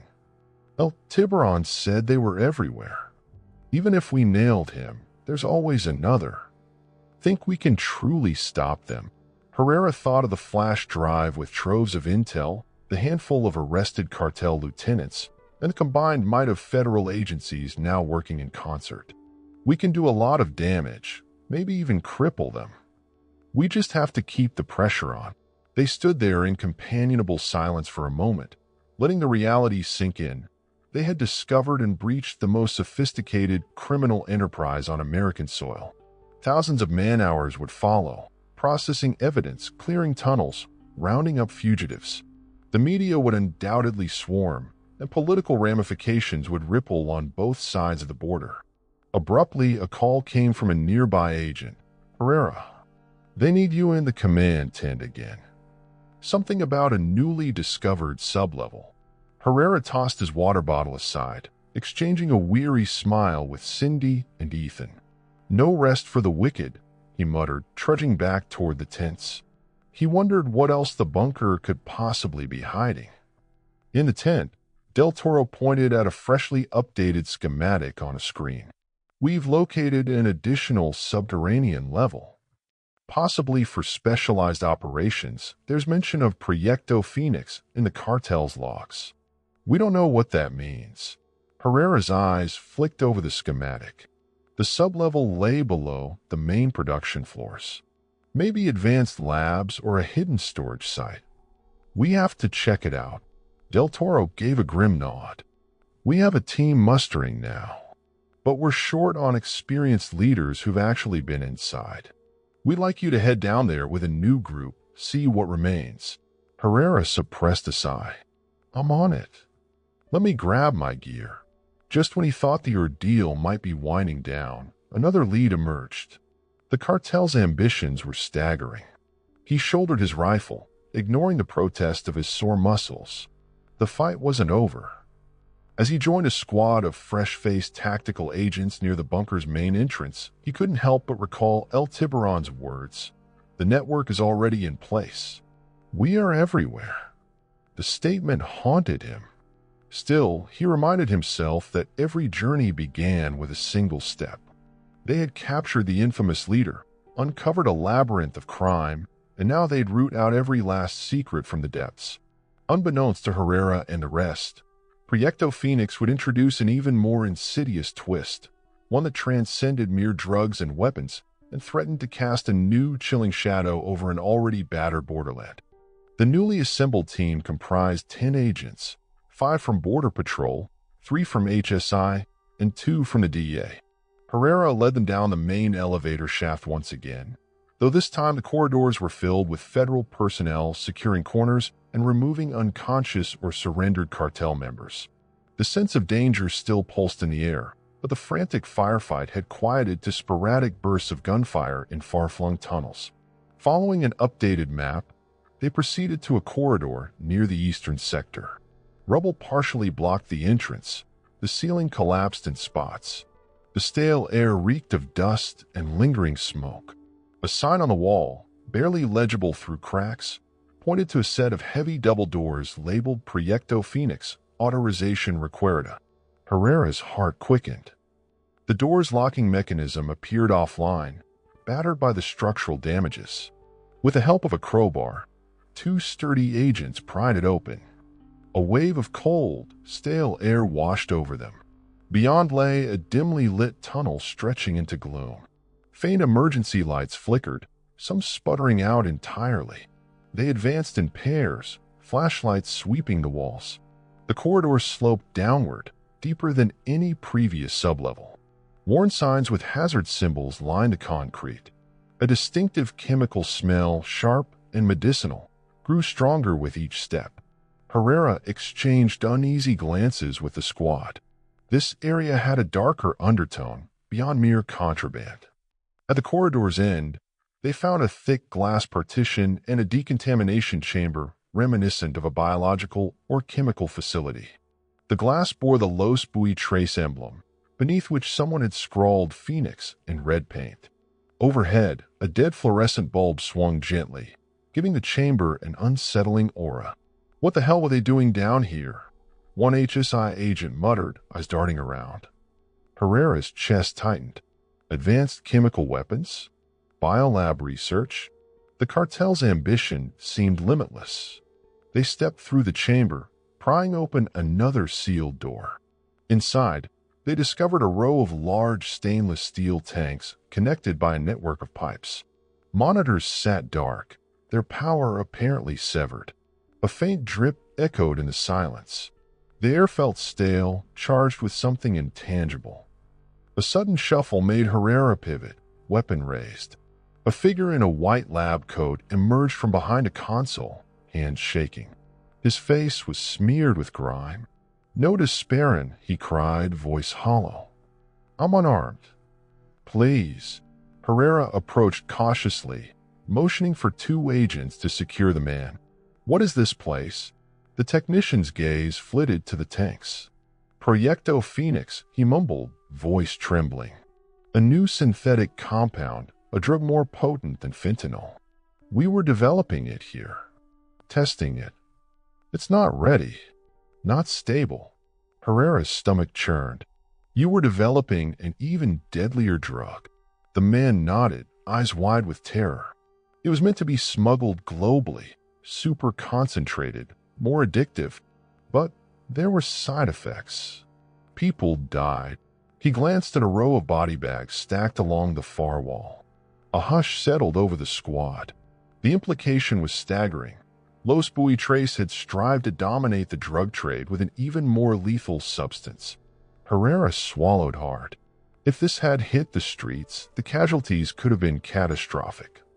One of the tanks let out a hiss, a pressurized valve releasing a wisp of vapor. The technician flinched. "We lost containment in that tank. The compound is volatile. If the system fails entirely, it could leak lethal fumes. We tried to fix it before the raid, but everything's shutting down." Herrera turned to the group. "We need a hazmat team." Immediately, he keyed his radio, informing command. Grim voices responded that specialized teams were en route. Meanwhile, they had to ensure no more leaks. The squad fanned out, investigating side rooms. They found makeshift labs filled with half-labeled vials, ventilation hoods, and advanced chemical analysis equipment. Some rooms contained caged lab animals, rats and primates, surviving in a neglected, dire state. The sight made the agents recoil with disgust. It was a horror show of unethical experiments. One DEA agent discovered a locked cabinet filled with thick binders of research notes, stamped with both Los Buitres insignia and references to a mysterious foreign pharmaceutical company. "This is bigger than the cartel," he murmured.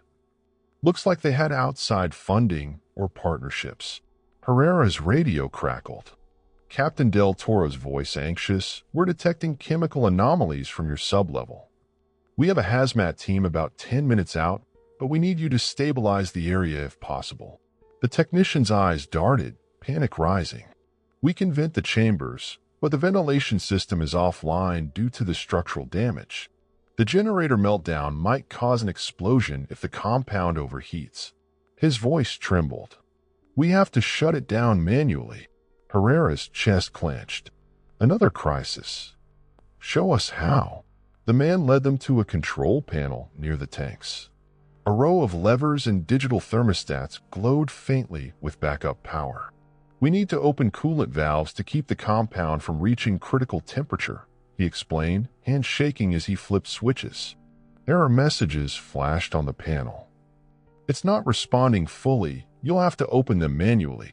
He gestured to a cluster of pipe valves overhead. With no time to waste, several agents climbed the catwalk, turning large rusty valves. A hiss of coolant coursing through pipes echoed in the chamber. The lights flickered, but the temperature gauge on the console began dropping. The technician exhaled in relief. "That should buy some time," he muttered. Outside in the corridor, footsteps approached. A handful of additional agents arrived, accompanied by a pair of hazmat-suited technicians. They quickly took over, assessing the tanks and the potential for leaks. The entire sublevel was turning into a heavily guarded hazardous zone. Herrera turned to the man in the lab coat. "Where is the rest of your team?" He stammered. "Some fled when the fighting started. Others are locked inside labs." I stayed, hoping not to die in an explosion." Cindy, who had joined them with her own squad, gave him a hard look. "Well, you'll have to answer for this. All of it." She gestured to the grisly setup, the body bags, the caged animals, the toxic tanks. "I hope you realize what you've done." He hung his head, trembling. "I had no choice. They threatened my family. If we refused to work, they'd kill us." Herrera believed him to a degree. The cartel often coerced compliance, but accountability would come later. For now, they had to avert a chemical disaster. The hazmat team set about stabilizing the tanks, hooking up emergency pumps and sealing potential leaks. Sirens wailed softly, mixing with the whir of vacuum hoses. Hours blurred as specialists swarmed the sublevel, each new discovery more appalling. Stacks of medical files indicated human testing in certain clinics scattered across the border region.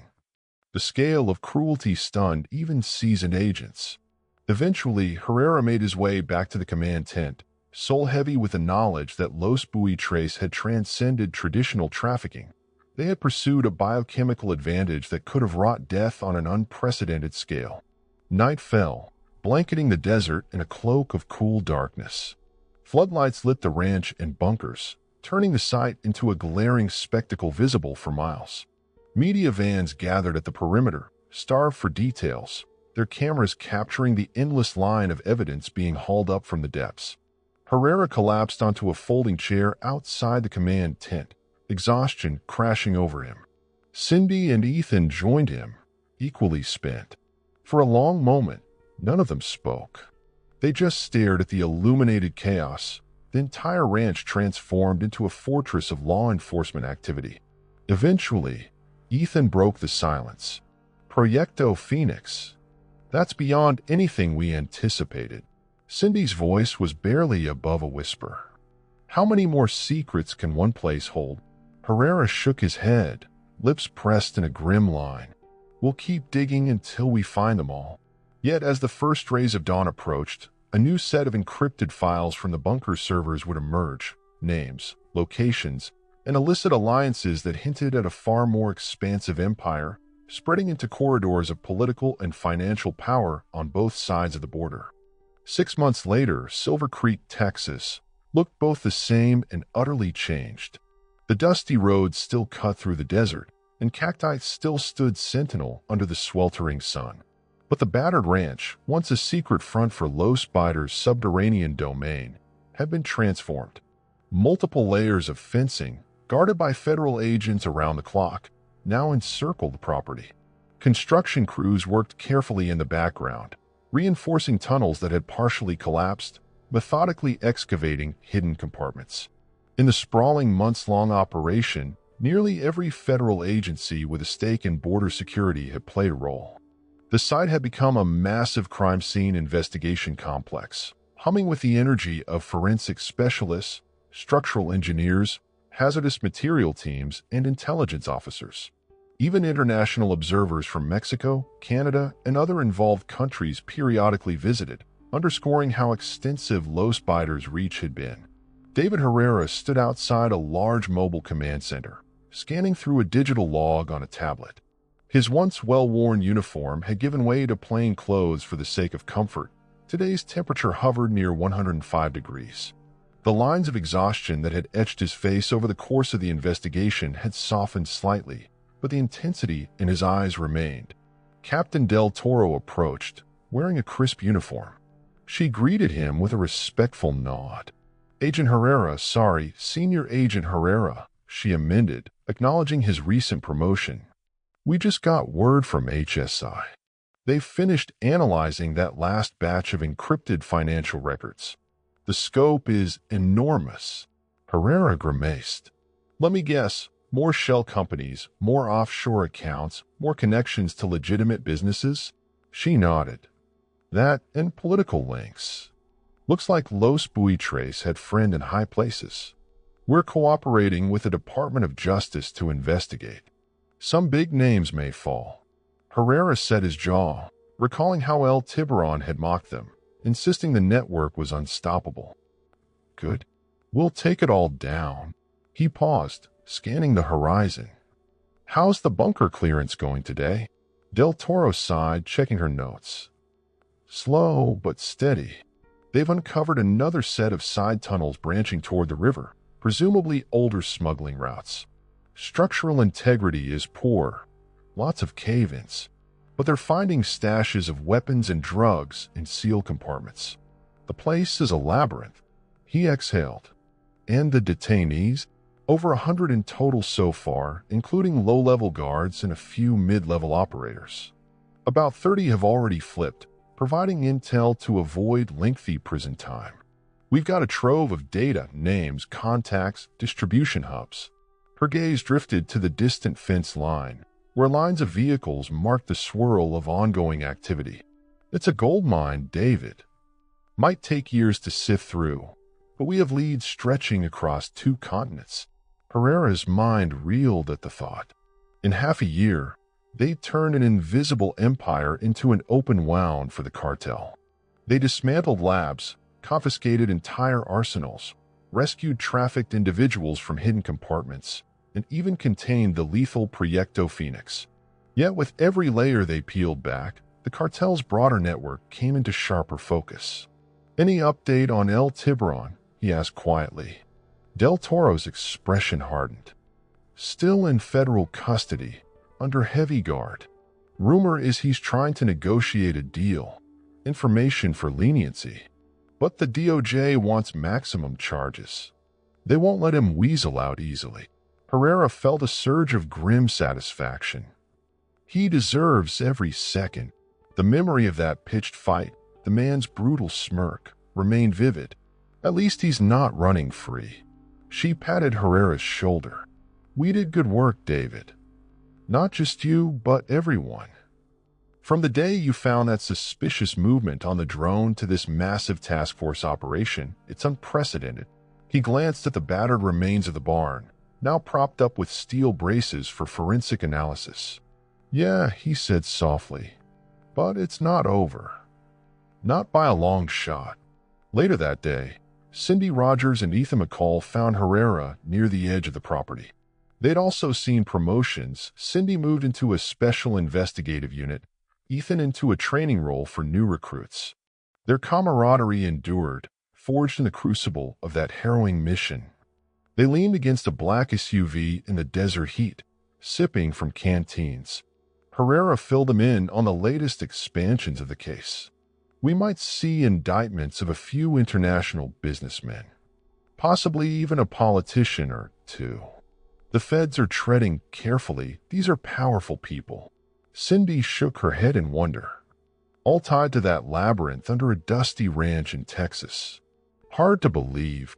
Ethan chuckled without humor. If you told me a year ago that we'd discover an underground city built by a cartel, I'd have called you crazy. Herrera tried a small smile. I guess we never really know what's hidden beneath the surface. They chatted about the upcoming steps, continued excavation, cross-border collaboration, and the eventual court cases that could stretch for years. While the bunker itself had been the physical epicenter, the intangible web, money laundering, political corruption, arms deals, would take tremendous effort to unravel completely. As sunset approached, the sky turned a burnished gold. The three friends drove out to a nearby ridge overlooking the property. From this vantage point, the ranch resembled an anthill swarming with activity. Vehicles, spotlights, rows of tents. Helicopters occasionally buzzed overhead. It was a visual testament to how thoroughly the darkness had been dragged into the light. They parked and walked to the ridge's edge, letting the wind whip through their hair. Cindy handed Ethan a pair of binoculars. He gazed out, shaking his head. We found that drone footage right about where we're standing. Cindy nodded, remembering the tension of that first sighting. Armed men at the ranch, the jammed signal. Hard to believe that was 6 months ago. Herrera breathed in the warm desert air. What gets me is how close we came to missing it. If we'd flown that drone an hour later or a mile east, we might never have seen those guards. They grew quiet, reflecting on how a single stroke of timing set off a chain reaction that led them here. A standoff with one of the most formidable cartels in modern history, an epic infiltration of a hidden fortress, and the largest joint task force operation in Border Patrol annals. Over the horizon, the sun dipped, casting long shadows across the desert floor. Herrera felt a subtle peace well up inside him. They'd sacrificed, fought, bled, and triumphed at great cost. Lives had been lost. Agents, smugglers, and innocents. But in the end, they dealt a critical blow to Los Buitres, potentially saving countless more from the cartel's lethal endeavors. Would another group rise to take their place? Possibly. The war against organized crime was unending. But for now, he took solace in knowing they'd made a profound difference. Even if the struggle continued, he and his allies had proven they could stand up to a hidden empire and shatter its foundations. Cindy snapped a photo of the sunset with her phone. Ethan leaned on the SUV, quiet, while Herrera gazed at the ranch below. Distant radio chatter crackled from inside the vehicle, carrying directives for the night shift. In the command center, more agents would continue the round-the-clock operation. Tomorrow, new excavations would reveal new horrors or new evidence. This fight was far from finished. Yet in that golden moment, for the first time in half a year, Herrera allowed himself a small smile. He thought about the families no longer terrorized by clandestine labs, the potential addicts spared from Proyecto Phoenix, and the guns that wouldn't be fired in city streets. Each success was a victory worth cherishing, even if partial. Cindy slipped her phone away, glancing at Herrera. "So, what next, senior agent?" He took a moment before answering, the desert wind ruffling his hair.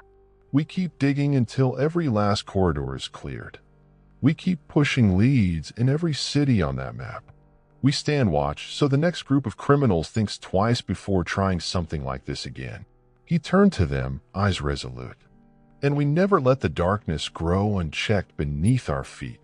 As the sun vanished and night draped Silver Creek in stars, the hidden bunker stood as both a warning and a testament, a place where unimaginable power had thrived underground, only to be unearthed and dismantled by those determined enough to shine a light into the depths.